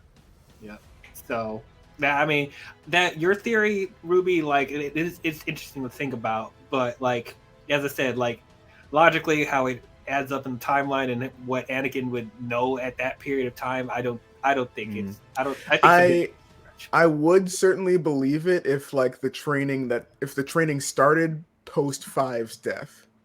If the training started like post like Five's death, I would have believed like, okay, maybe Anakin has a suspicion about what's going on with the clones. Yeah, but we saw how this episode started, and this was season 1 or 2 Ahsoka. This isn't like season 3, 4, 5 Ahsoka. Right.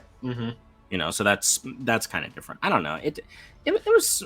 I'll say it again. It was just weird. It was weird. I get it. It was a little odd, but like to me, that comes off more as like Anakin's always been like the risk taker, the kind of like black sheep of the Jedi Order. He's probably sitting there like, all right, I'm gonna prepare in the most unorthodox way for any scenario. So he probably had the 501st do similar training for him.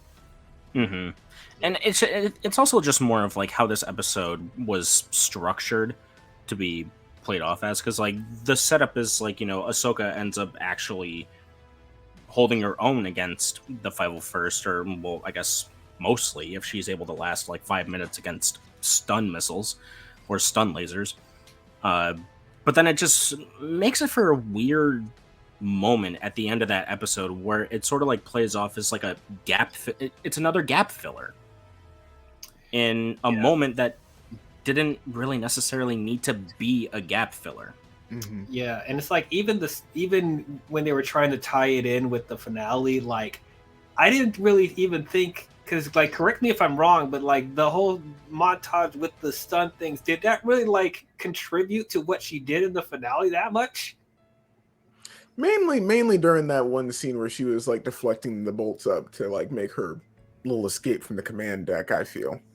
Okay, I mean during that final Rex encounter, is somehow a part of it.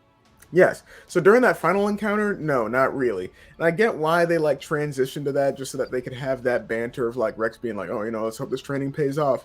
But I think that would have made more sense if they had that be like some sort of like quick snap flashback that she had right before the clones started firing on her in the command deck. Because then it's like, okay, this is the same scenario. Yeah, like why would you just end it right before she's about to confront them? Like right before they enter the room. Mm-hmm. Right, and then the door closes, and then that's just the end of the episode. And I mean, like I said, I kind of do get it. Like, along with the whole banter thing, also kind of coming from Ahsoka's perspective of like, oh, I can't believe this actually happened, because she's been removed from the Jedi Order for like what, a year at that point, and then like she comes back and suddenly everything's downhill, and it's like, oh, okay, yeah. Well. But yeah, overall, like I said, it's not a bad episode per se. It's just like the way that the episode is like structured and how things just play out. I feel like there are just things that the other episodes do that just work better, either structure-wise or just moments-wise, that just work somewhat better for me, I guess, to the point where this episode just doesn't really get that emotion out of me. So that's how I feel. Yeah. Anything to add, Big? I mean, not really. I mean, you kind of touched on all the stuff that I would, and like, we had like a little bit of a discussion about like how the flashback worked and like why he would go with that. I mean, the main thing I would have brought up if you didn't bring it up was like if anybody else noticed Jedi mullet Obi-Wan over there, but oh yeah, there's no way I was gonna miss that. Like, I mean, it was also it was nice seeing the one instructor guy that was I forget his name. I can never remember it. I forgot his name. But the instructor guy, like you see him once during the whole Barriss fight, and then you see him again, later on in Obi-Wan as a trophy. So I mean, it's like it's kind of funny to see him again. Yep. All right. I think he also shows up in an arc, or not an arc, but like an episode where Ahsoka gets her lightsaber stolen by some assassin person. Yeah. I think that might have been that same set of episodes with Barriss. But not the season 5 finale. No, not those ones. No, no. There was one episode where Ahsoka literally got her lightsaber taken by a legit assassin, and then the old guy just came in to like help get her saber back. I'll have to look back at the series. It's been a while since I've seen it. They were on like the subway train. Yeah. On Coruscant. All right. Well, we got one more episode to go, and that is Resolve. So, this takes place at the tail end of Revenge of the Sith. After Obi-Wan and Anakin had their duel on Mustafar after Padme's death, they're at Padme's funeral, and Ahsoka is hiding there to be there for her funeral. She's hiding from the stormtroopers because they took over. The Empire took over that planet. That was Naboo, right? Yeah, I'm pretty sure that was Naboo. That was Yeah, definitely Naboo. Okay, so and then Bail Organa um, runs into Ahsoka and is trying to offer her some help. She gives her a communicator, whatever, being like, whenever you need help, just let me know. And then Ahsoka's like, no, I don't want this. Like, I'm done fighting. Like, I just been through too much. I don't want to do this anymore. Then the stormtroopers end up going to Organa, and then Ahsoka hides, whatever, and then Organa does this like misdirect of talking to the stormtroopers when he's actually trying to give a message to Ahsoka, being like, "I'm always here. Like, if you need help, just call, whatever." And then we cut to Ahsoka running away on this. She ran away on this whatever, this random planet, and she becomes a farmer with a bunch of other villagers or whatever.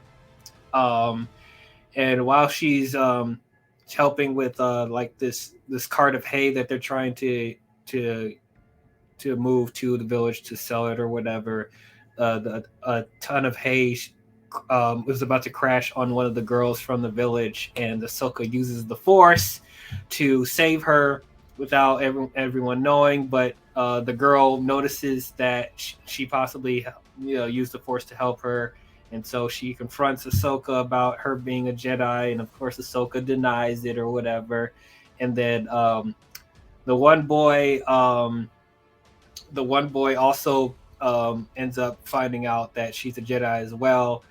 And then while Ahsoka and the one girl goes to the town to sell the hay off, when they come back, they find their whole village on fire, and an Inquisitor interrogating the boy that ratted her out.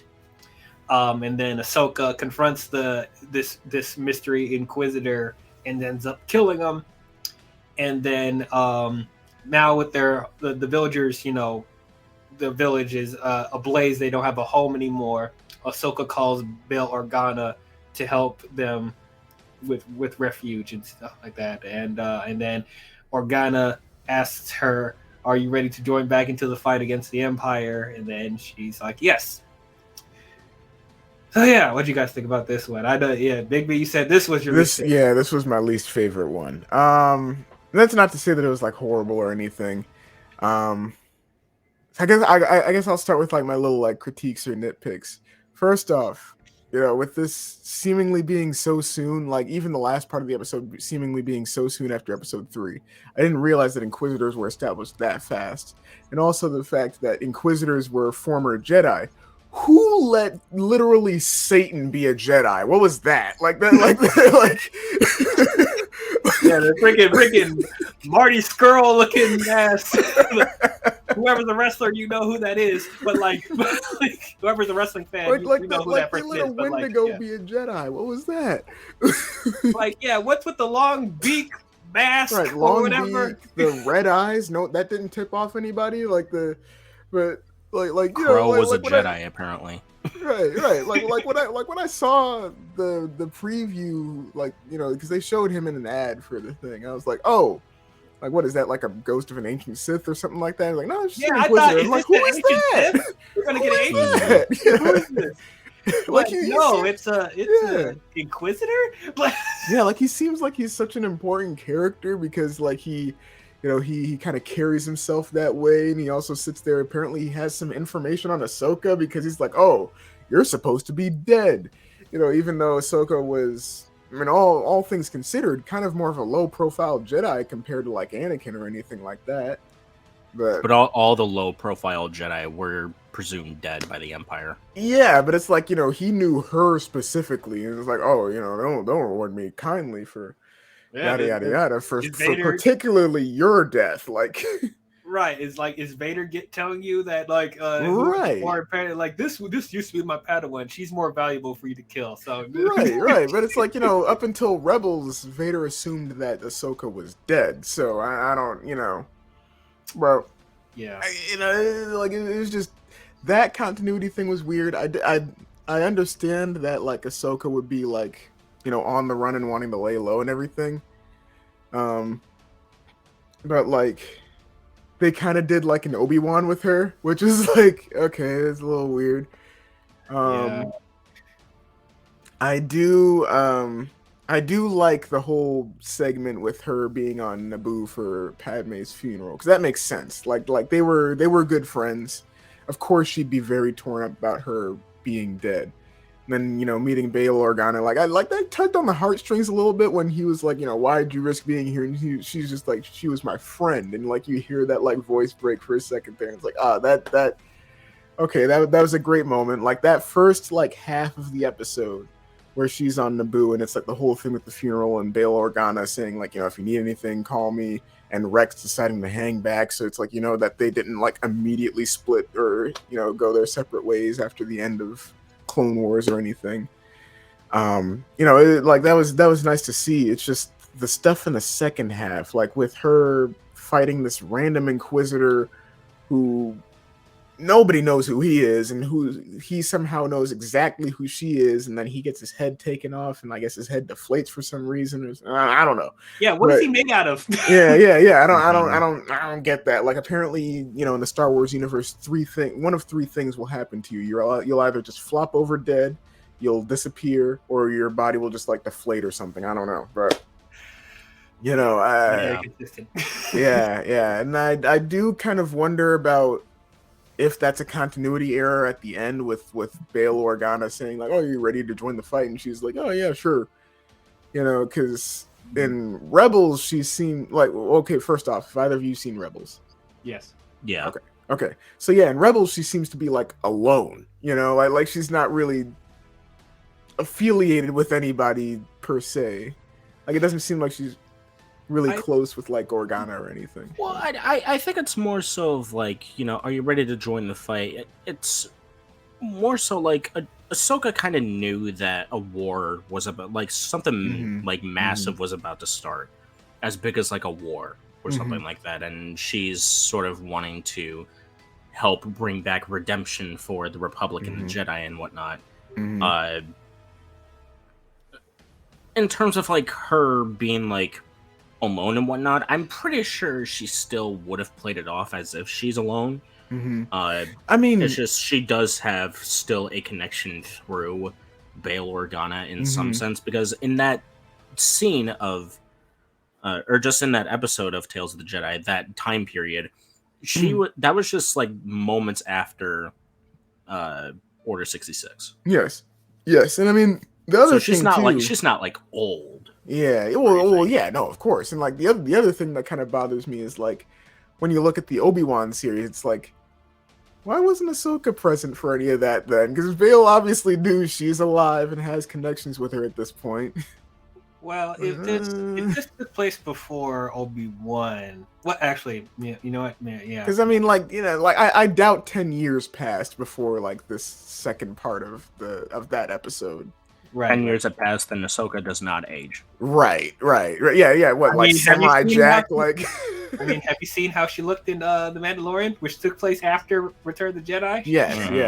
Yeah, no, she oddly looked like Rosario Dawson. I don't know if you guys caught up on that. Right. Yeah, I saw a slight resemblance. Yeah. No, it's like, kind of like, I don't know if that's like an Easter egg, as she's gonna play her in like the Ahsoka show, but I mean, you never know. I kind of could think of better people to play Ahsoka. I don't know. You know, like a white girl cheerleader person. We just trigger some people. I'm just kidding. But no, yeah, I mean, that little part of continuity also kind of bothered me, where it's like, okay, she links up with Bail. Why on earth didn't Bail sit there and be like, "Oh, Obi-Wan, you don't have to be alone. I can just contact Ahsoka and she can, you know." But it's just Obi-Wan story. We don't want too many. I know, but like, yeah, like it's just like little things like that. Like it felt kind of like what you know, Ruby said earlier with the whole like feeling like superheroes and like Marvel thing. Like this felt very much like a Marvel thing. Like this felt like Bail Organa was playing the role of Nick Fury and being like, you know, I'm putting together a team or something like that. You know, like the Rebels Initiative. Yeah. The Rebels Initiative. Yeah, but it's just things like that that really just put me off of that episode in particular. Like all the other episodes I liked, and I did like this episode. It's just that this one, I just don't really like that second half, and that's why it's like my least favorite episode. Yeah, I feel you. Yeah, the first half in Naboo, I agree with you. It was very well done. And if you watch the Clone Wars, Padme and Ahsoka grew up, a relationship and connection with each other, so it did make sense for her to be there. Yeah, it was very sad. It was very sad. I could only imagine what she was going through in that moment, just losing everything, and she was just coming back to the Jedi Order and stuff like that. So all this just crashing on top of her. It's just crazy. And it's always great to see Bail Organa in anything, either animation or live action. It's great to see him. But yeah, that second half with the farmers and the Inquisitor. That second half felt like a condensed retooling of Ahsoka's episodes in the finale of Clone Wars, because it's literally the same.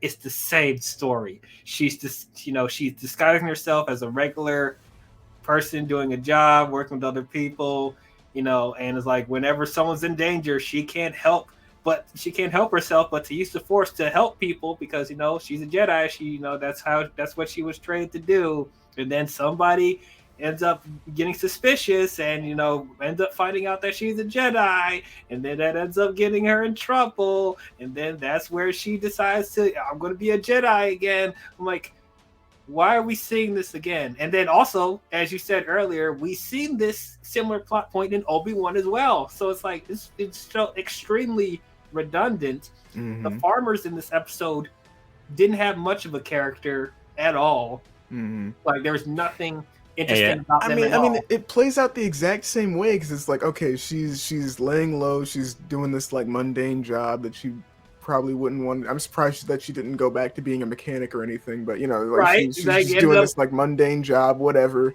And then, all right, Inquisitor shows up. All right, Inquisitors are here, cool, whatever.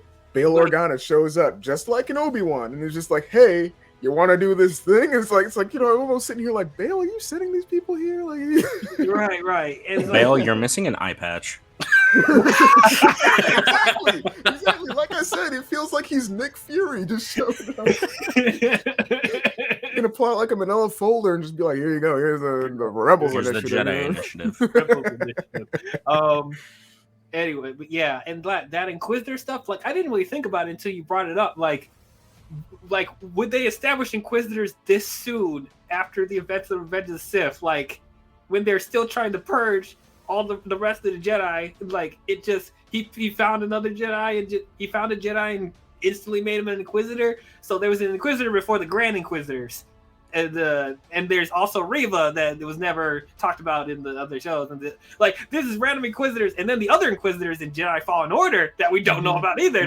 They're Inquisitors as well. It's just like you just have an army of Inquisitors. That tells me Palpatine kept his options open. Oh no, Jedi Fallen Order, not canon. Right. Don't you get me to this stupid college just gonna erupt. And you're like, how dare you? Right. When are we gonna get the twist ending that Reva just ends up becoming the Jedi from Jedi Fallen Order? Where is it? Or at least like a descendant or like someone related to that person. Oh man. Oh yeah, she's the cousin of that Inquisitor in Fallen Order. If I hear one goddamn cousin in Star Wars, I will dislike this series for the end of time. I hate I hate that. I don't know why I hate that. She's a cousin. Fuck off. Right, distant relative. Second cousin twice removed. Yeah, exactly.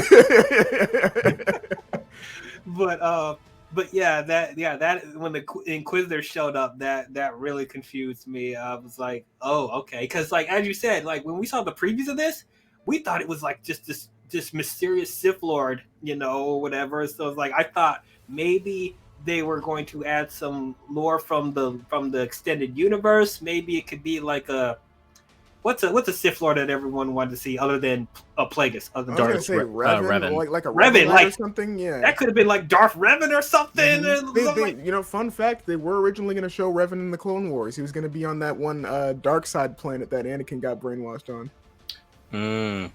that would have been cool. Yeah. Or you know what?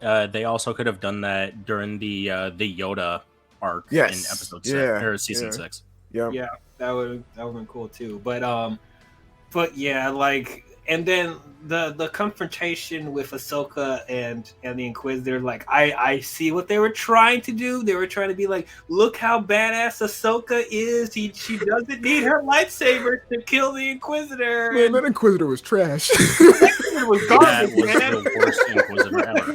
they got a Padawan and made him an Inquisitor. That was Yep, and just like just sent him off on his first job. Dude, that was so anticlimactic. Like, yeah, and like I see that, like, cinematically they were trying to make it big and epic, you know, having them confront each other with this fiery blaze in the background and whatever, and like the Inquisitor has this intimidating voice and stuff like that. It's like they were trying to make it so cool, but it just fell flat. I was hoping that after Ahsoka took his lightsaber, that she detached it and gave him one of the other sides of it. Yeah, So that they could, like how Vader did. Vader, yeah. Like how Vader Yeah. did, so that they could fight with the fiery background. That would have Nah, been they wanted to give her an Obi-Wan versus Maul moment. cool. Yeah, you tried. Yeah. But not yeah. the same Well, level. I remember seeing that Inquisitor, and I was like, man, why does Palpatine need Vader? This guy looks a lot cooler. Like, what's this guy? It's like, oh no, this dude's just trash. I see. That's why I didn't use him. Right. Vader's got an orange belt. This man's still on white. That's all right. Right. And it's like, I guess, yeah, that also brings it up. Like, if he did end up being badass and he had a cooler moments, that would undercut Vader. Because I'm like, where did this come from? Where did this dude come from? Right. Vader. Does Sidious not know about this person? Like, because, like, you know, remember in the Clone Wars, like, when Maul was about to make Savage Opress his apprentice, like, Sidious was like, oh no, we can't have that. No, that's too powerful for me. You're a threat to me. I need to shut this down now. So it's like, if you have this, he was a random Sith Lord, that Inquisitor just running around, and Sidious didn't try to shut him down too, that would have been a big inconsistency too. I'm like, I don't understand. I don't get it. We didn't need this. Right. You could have recruited a Savage. I don't. Right? Like, where's he at? Like, give him a robotic heart or something, because you stabbed him through the heart twice. Right. Yep. I will say one positive that this show has, or that this episode has, is that at least the villagers in this episode are better than the Spice Sisters. Yes. Yeah, Yeah. that's true. Well, by a little. by a little. Not by much. Not by much. They're less dislikable. The sister is annoying because it's like, oh, the Jedi are in hiding. Hey, everybody, my friends and shit. Like, you know, what the fuck, man? She says that out loud in the middle of this village at night, and I'm like, everybody's asleep. It's quiet. You're coming up to my shack saying, "Hey, you're a Jedi, right?" It's like, Jedi, aren't you? Like, now all of China knows you're a Jedi. It makes them stupider because they know that the Empire took over the galaxy and is purging the Jedi. Right. They know that. Like, girl, your brother is an Imperial loyalist. You understand that? Yes. And then of now course all of China knows you're a Jedi. Now all China knows you're here. Right. Like, you know he was gonna snitch. So, like, keep your fucking mouth shut. Right. At least Trace and Rafa kept their secret. Right. I should let that hay bale fall on you. You should let that hay fall on her. God damn, man. But yeah, that's look, we gotta have a serious talk about this, man. We gotta have a serious talk. Her show's about to come up. Her show's about to come up, and I'm excited for Rosario Dawson because I really liked her version of Ahsoka in The Mandalorian and Book of Boba Fett. But just Filoni, Mr. Filoni, we need to have a talk. Yeah, you have a hard on for this character. I know that Ahsoka's your baby. You created her, and you made her prominent in the Clone Wars, and you ended up making her one of the most interesting and most interesting characters in Star Wars. So I give you that. Well, I mean, you see what happens to his other babies. Ezra, he's just been cast off into the void, for the foreseeable future. Rumors that he might show up in the Ahsoka show. Kanan. I mean, technically not a character of his creation, but Kanan, blinded, dead. Ahsoka's clearly the favorite child. Freddie Prinze Jr. Savage Opress, stabbed through the heart. What? Ahsoka's the favorite child. The favorite child because everyone else is dead. But but man, look, Ahsoka's great, but I'm sorry, as hard as you can try, Ahsoka can't be the face of Star Wars. Right. I don't like that she's getting that superhero, Marvel superhero treatment, especially when you consider that she wasn't really supposed to be that significant of a Jedi initially.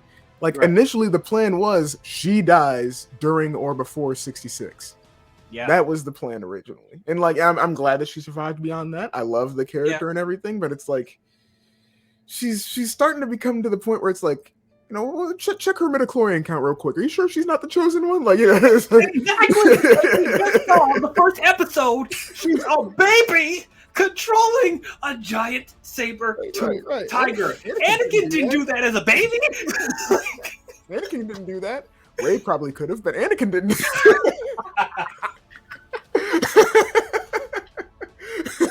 So yeah, I'm just saying, they're going out their way to just make her so powerful, but they're almost forgetting that Anakin is supposed to be the chosen one, right? All these crazy things, right. The story, Star Wars' story is was originally supposed to be Anakin's story, his redemption, his tragedy. It's supposed to be his story, but it's just, yeah, man. I'm just and I've just been feeling this for the longest time after the season finale, the series finale of Clone Wars. I just felt it's just, it's too much. Right. And that's not to say that everybody that nobody else can have their big moments. It's just Ahsoka has so many. So many. And it's Clone Wars is not an Ahsoka show. It's not even, I wouldn't even say it's fully an Anakin and Obi-Wan show, even though you technically can consider them the main characters, but it was an ensemble. It was an ensemble show. A bunch of other characters had their own specific development and storylines. It wasn't just focused on Anakin, Obi-Wan, and Ahsoka. I mean, if anything, it's about the clones. If anything, clones, yeah, the clones elevated the most. They elevated the clones the most in that show. Yes, it was. If you want to argue anyone that's technically truly the main characters of the Clone Wars, it's the clones. Yeah, it's Jango Fett. He's the main character. Jango Fett. Right, and so it's just I just don't like that. All the other characters are undercut because of Ahsoka. It's even Anakin and Obi-Wan felt a bit undercut, even though I know what they were trying to do because they knew Revenge of the Sith was Obi-Wan and Anakin's story. So it's we don't need that to bleed into the Clone Wars, but just other characters Ruby's hard-on crush, Asajj Ventress just disappears. We don't see from her ever again. She apparently dies off screen. We don't see her ever again. She apparently dies off screen. No question what happens off screen. But Boba Fett, we don't hear from him again until the Mandalorian. The other man Jedi goes radio silent for 20 years. Radio silent. There's so many other characters that were elevated so much. Even Jar Jar Binks was elevated from the Clone Wars. Well, it's also messed up because Jar Jar Binks actually has an interesting story post the Clone Wars, and they don't touch on it at all inside the books. The man becomes exiled. He lives until the end of Episode 6. He's an outcast clown on Naboo by the time Episode 6 happens. Yeah. I'm just Ahsoka, okay, I know the Ahsoka fans are not gonna like me saying this already. I'm already pissing them off, but they're starting for you wrestling fans out there. Ahsoka is probably going to turn into the John Cena of Star Wars, where it's they're just going to oversaturate her so much. Everyone else is going to get married. Not everyone, but just seriously, just like, or the Roman Reigns of Mhm. Star Wars now, because like Roman Reigns was like that for a while. But Mhm. Dave, like you gotta tone it back with the Ahsoka stuff just a little bit. Yeah, Like, it was bad enough for me. Like back when I was watching Mandalorian season 2, and I noticed that Ahsoka was in that episode, I was asking myself, why did Ahsoka live after Vader's death? Yeah. I mean, I thought about that for a second, but I Like- was like, well, they probably live a long time, and also she's Yeah, she's an really alien. young. Well, also she was really young when the Clone Wars happened. I think she was like The what, younglings 17? were really young, but then they died during Order 66. Well, they got purged. That's They got different. purged. they got that's the purged. difference. Ahsoka got to live long enough to get a GED. All right, you know the younglings didn't. All right, Yeah. that's. Right. Yeah, I really do hope that for like, I hope that there is some like miracle project that Ahsoka, like, we don't really need to have her shine as a character, because we've seen that time and time again. At What I'm this hoping point, for is they give her a good send off to her character, as opposed to, you know, dying in Rebels and then coming back in Rebels, which is probably one of the main reasons why I didn't like Rebels, is how they brought back Ahsoka and that whole like well, because area that Ezra was in. Like, Yeah. it just doesn't make sense to me, I don't think, because like then we're gonna get into like time travel and stuff like that, or like time jumping, and you know how I am about time travel and time jump stuff. Yeah. It's just, it creates more questions than answers. So like, yeah, I'm hoping that for the Ahsoka show, at least they give her like a good send off that isn't so like, that isn't. I don't know. I don't know where I was going with that. I just hope that they give her a good send off. No, I mean, I imagine they will, because she's dead by the time the sequels happen. She you know, she's one of the Force Ghost voices in Episode 9. Like, she's dead by the time the sequels happen. Yeah, I wouldn't be surprised if during the Ahsoka show they actually kill her off at the end. But that's actually what I'm kind of hoping for, if I'm being honest. Not to say that it's like a bad thing. It's just like, Ahsoka's got to die at some. People got to die at some point. I mean, yeah, exactly. Like at this point, because of how many moments she's had and how invested everyone is in that character, I want to see how it ends for her. I want to see what happens, you know? I do die too. of age for all I care. Die like the Captain America from Endgame or something. Right. Because like, it's like your time is coming, sweetheart. Yep. There's like nothing else they could do for her that they haven't done already. They put her on a pedestal. Like, And then they put the pedal stool on top of the pedal stool, and then rinse, repeat. Yep. So yeah, I hope, you guys brought it up. Like, I do hope, like, you know, with the Ahsoka show, that like it will actually give her closure as a character. You know, whether she gets killed off or she dies of natural causes or whatever. I think people will be upset if she got killed, but maybe like she dies of natural causes or something. But People are going to be upset when Ahsoka dies. I mean, because people have fallen in love with this character for going on 15 years at this point, and rightfully so. The character is very fun and entertaining. It's just, we've seen her in a lot of shit. It's time. Her time is coming. Yeah, I mean, it's the same with like any character that people love that dies. Like, people were upset when Obi-Wan. You know, anyone who like grew up with the prequels, watching the prequels, you know, sees Episode 4, they're probably upset when Obi-Wan dies. You know, people were upset when Luke Skywalker dies. You know, or when Han Solo dies. You know, because it's like these characters you fall in love with and everything. But it's like, and you know, it's no different for Ahsoka. Like, you know, eventually she's going to have to meet her end, and I imagine that it is probably going to be during the show, because like, you know, she's dead by the time the sequels happen. That's like confirmed at this point. Okay, so I need to settle this because I have no idea. I don't even know if you guys know. So I'm going to ask Google this. How old is Ahsoka in The Mandalorian? Ooh, good question. 50s, I would assume. By the beginning of the Galactic Civil War, she's roughly 32 years old, since it starts in 4 BBY, meaning she's around 41 when it concludes in 5 ABY. With The Mandalorian Season 2 in the year 9 ABY, that would place Ahsoka somewhere in the neighborhood of 44 to 45 years old. Okay. That would make sense, because I'm pretty sure she's like 17 when the Clone Wars end. Yeah. Like somewhere around that. Yeah, that sounds right. Because she's like early teen, because think she's like 12 or 13 when the Clone Wars, like when she first gets introduced in the Clone Wars. Like she's young. Yeah, So- she's a small little dude, Mhm. girl. Your gender. Anyway, My bad. but yeah, okay, so interesting because like I was just unsure if she aged the same way or similar, or like if she's no, it's not like Grogu where you look like a baby but you're 50. You know, it's like kid Ahsoka is actually older than Anakin. man, that would be something. But okay. All right. Well, that is our overall thoughts on Tales of the Jedi. Overall, for me, as I said, yeah, I enjoyed the show overall. I thought it was good.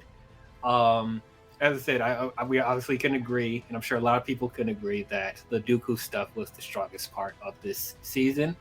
You know, just seeing that extra layer of Dooku, it was just very interesting to see, and then how it ties in with the Qui-Gon and Windu and the corrupt side of the Republic. That was all just very interesting to see, and some of the most adult dark moments of Star Wars was in this. So I was very happy about that. I wish it was a movie, because I would take a whole 2 hours of a young Dooku, young Qui-Gon, young Obi-Wan and Windu. Like, I wish that would have been a movie, but thank you, Solo, for bombing where they're scared to do spinoffs nowadays. And then Rogue Squadron is canceled because Patty Jenkins is acting weird, but but regardless, I'm glad we got it in this format at the very least. The Ahsoka stuff is fine. It's fine. If you're an Ahsoka fan, you'll probably love them and you love those episodes anyway. But like, as far as like it just comparing to the Dooku stuff, it's not on the same level. It's just not, and I'm almost feeling Ahsoka fatigued. I almost am. I still love the character. I think she's great. And I'm still looking forward to Rosario Dawson's Ahsoka show. But Dave just needs to tone it back. Like, there's nothing else for you to do for this character. You've done so much already. It's time for the character to rest, and I'm hoping that the Rosario Dawson show will give us that. But like, the Ahsoka stuff is fine, but like it just felt mediocre compared to what we got with Dooku. Part of me wishes that this entire season was just Dooku focused, or they could have focused on other Jedi, like give more development for Qui-Gon. Since you already have Liam Neeson voice acting and you had his son voice acting the younger Qui-Gon, give episodes to him, or give more episodes to Windu since he's in one of the episodes as well. Like, see how he came up, But overall, I thought it was good. As I said, I'm always happy to get more extensions from the Clone Wars, timeline of Star Wars. So I'm always happy to see that. For the most part, had a good time. But I just I wish it was better. I wish it was longer. And I'm looking forward to, other seasons where they possibly could focus on other characters, So I'm interested in this format where we focus on 2 or maybe 3 Jedi. And please do a Tales of the Sith show. Please do it. We'll watch it. Even though they're probably saving the Sith stuff for the Acolyte coming next year. That's probably when we're gonna get the real meaty stuff about the dark side or whatever. But like Tales of the Sith, Palpatine, young Palpatine, I'll watch that. Young Darth Maul, maybe. Asajj Ventress, like the possibilities are endless. So overall, I will say that Tales of the Jedi, I probably will give it a B+. It will be an A- if we cut the Ahsoka stuff, but B+ because the Ahsoka stuff is there. And, the Dooku stuff elevated the grade for me, so that's where I'm at. B+. Big B. I'd say the same thing, B+ from me, because the Ahsoka stuff. Like, while it was great for the most part, it's just that last half of episode 6 that really, like, kind of brought it down for me. And also the fact that we didn't really see much of a follow-up after the whole baby Ahsoka episode and everything. The Dooku stuff, phenomenal. Like I said, if they did, like, a whole show, like, just called it Dooku and just had, like, a whole, like, 2 seasons of, like, his start in the Jedi, all the way to like how he turned to the dark side, oh yeah, I'd watch that. I'd watch that several times over. You know, and yeah, kind of going with what you said, like if they would have given more episodes to like Qui-Gon or Mace Windu or anything, that would have been a great addition as well. But, you know, like it's partially because of how the episodes are ordered and also just how out of place some of the things are and how like Ruby said earlier, the whole stuff with like the gap fillers and like leaving more gaps, like that kind of like just threw me off as well when it came to like mainly the Ahsoka stuff. But you know, that's where I stand on it. I liked it though. I loved it. Okay, Ruby. Yeah, I think for me, I'm actually going to give this just a solid B, and here's why I feel comfortable doing so. I feel like if you want to make this like the main purpose of like throwing in like stuff to like fill in the gaps of like the Star Wars timeline, I feel like the show really does a good job at doing that. Obviously, the backstory about Dooku and all that stuff is very powerful and very rich. Kind of refers back to like some simple like Star Wars stuff that we already know already. You know, that slow descent to the dark side, but Dooku's is a little bit more personal and, you know, sort of you know, meaning like more unique to him. And you know, I really do. So yeah, I do enjoy all of the Dooku stuff. Obviously, the Ahsoka stuff could have been handled a little bit better, or maybe just not been handled at all. Because yeah, we've said this probably time and time again. We've got a lot of Ahsoka stuff already. We have an Ahsoka show coming very soon. I can't remember how soon, but I know that it's going to be like 2023, 2024, something like that. That's pretty close. And so the fact that we're getting more Ahsoka stuff in this show, it feels like we're saying it's too much Ahsoka, as if it's like a bad thing, which I like. On one hand, it's not, but on the other hand, like it's like too much of one thing is like it brings in the issue of, you know, we're seeing too much of this character. You know, there are other things to explore. You guys have probably already mentioned it already. I would love to see an Asajj Ventress sort of thing come up at some point. And if anything, I would just love to see an Asajj Ventress show, or maybe Disney Plus special presentation. Because I know that Marvel has been doing a couple special presentations with Werewolf by Night and the holiday special for Guardians. Which are better than the majority of the shows. Yeah, they're better than all the shows, yeah. Personally, to me. I mean, Miss Marvel, I really enjoyed, and What If I really enjoyed, but yeah, I wouldn't argue like, yeah, if you think it's better than all of them, like I don't blame you. But yeah, if you do just like a 1 hour long special presentation about where Asajj Ventress has been throughout Order 66, and you know how she sort of like lives throughout the rest of Star Wars lore, how she dies, I would watch that in a heartbeat, because I would just want to see how they end off this character.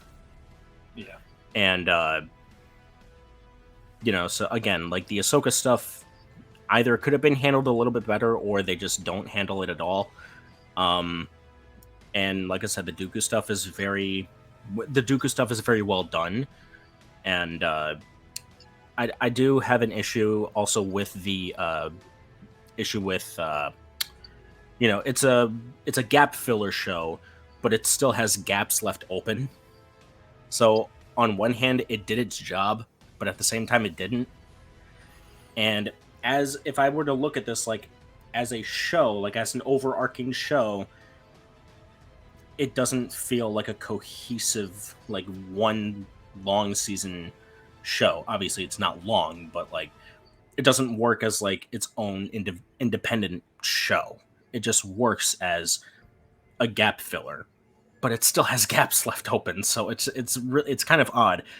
But at the same time, the individual moments that exist in the show exist, and they do work.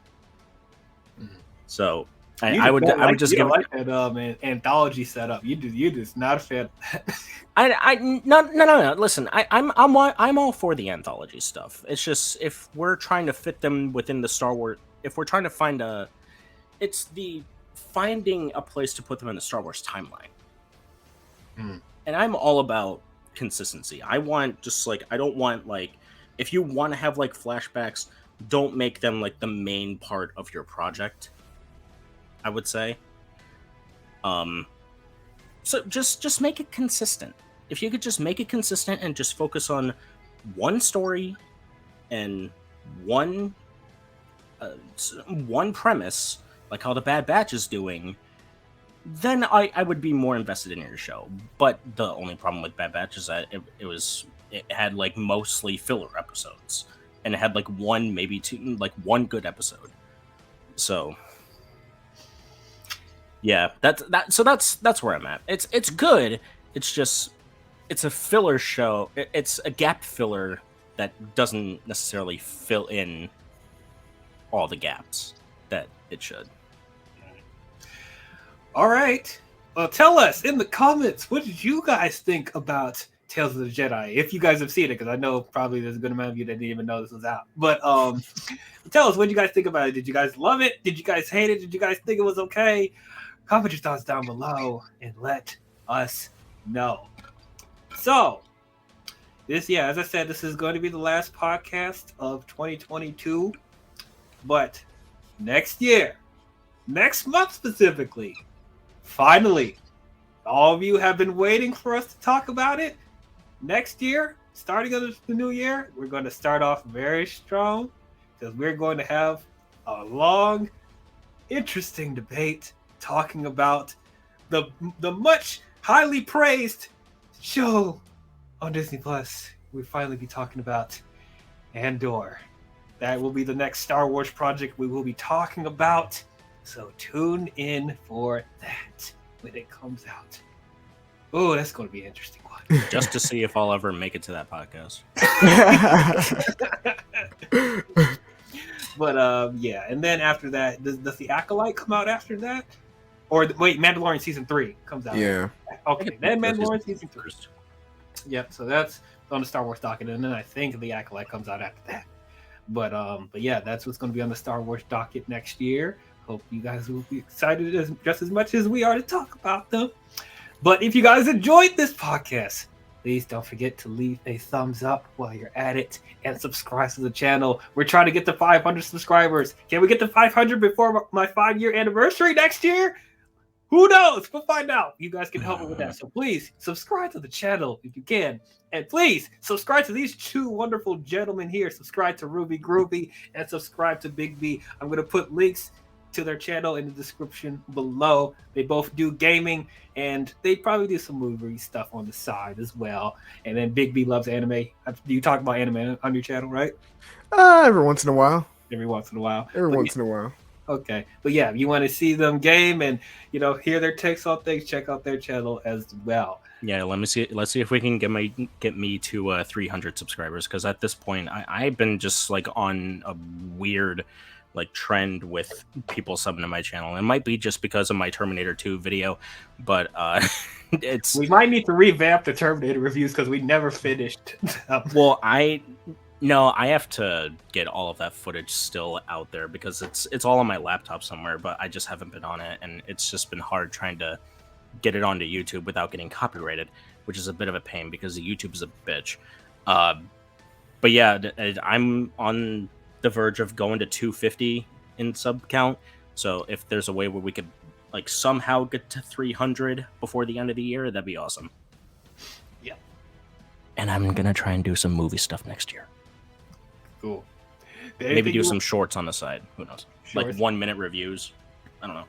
They actually be good because I've been doing the 1-minute shorts on my channel more. I think that'll help you get more traction on your channel if you start doing shorts. Oh yeah. Just the fact that shorts exist. That's helped a bit. I've been doing that for my voice acting channel. So. Oh, nice. Cool. You want to plug that too? Yeah. Feel free to look me up. It's just Michael Beard at Costa VA if you look it up on YouTube. But it'll just be a picture of my face. You'll be able to see it there. But yeah, feel free to check me out there too. Support these voice actors, man. They're taking these celebrities. They're taking their jobs, man. Yeah.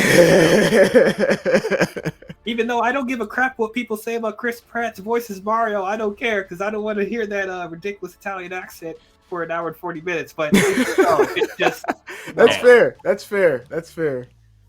Oh, will you review the Mario movie with me next Oh year? yeah. Absolutely. That's Me? something I'm seeing day one just to see what it's like. Mhm. Yeah, awesome. Because it might actually be good. It might Yeah. actually be the best video game movie. Possibly. We'll see. Could be. I don't know. Sonic 2 is right there. I know. It has some big shoes to fill for sure. Mhm. Yeah. It be good with Sonic, but we'll find out, man. But anyway, I hope everyone has a great holiday and a great new year. I still will have videos coming out before the new year comes up. Obviously, we're going to have a spoiler stream talking about Avatar: The Way of Water. Probably have a DC video coming out as well, and then talking about the Best Man movies. I'm going to finish that whole franchise, and then I think that's all that's going to be wrapping up before the year is over. So tune in for my channel for new videos coming up. But anyway, that's all I have for you. That's all we have for you, Star Wars fans. And we will see you guys in the new year. Happy holidays, happy Hanukkah, Bye bye. Take care. See ya.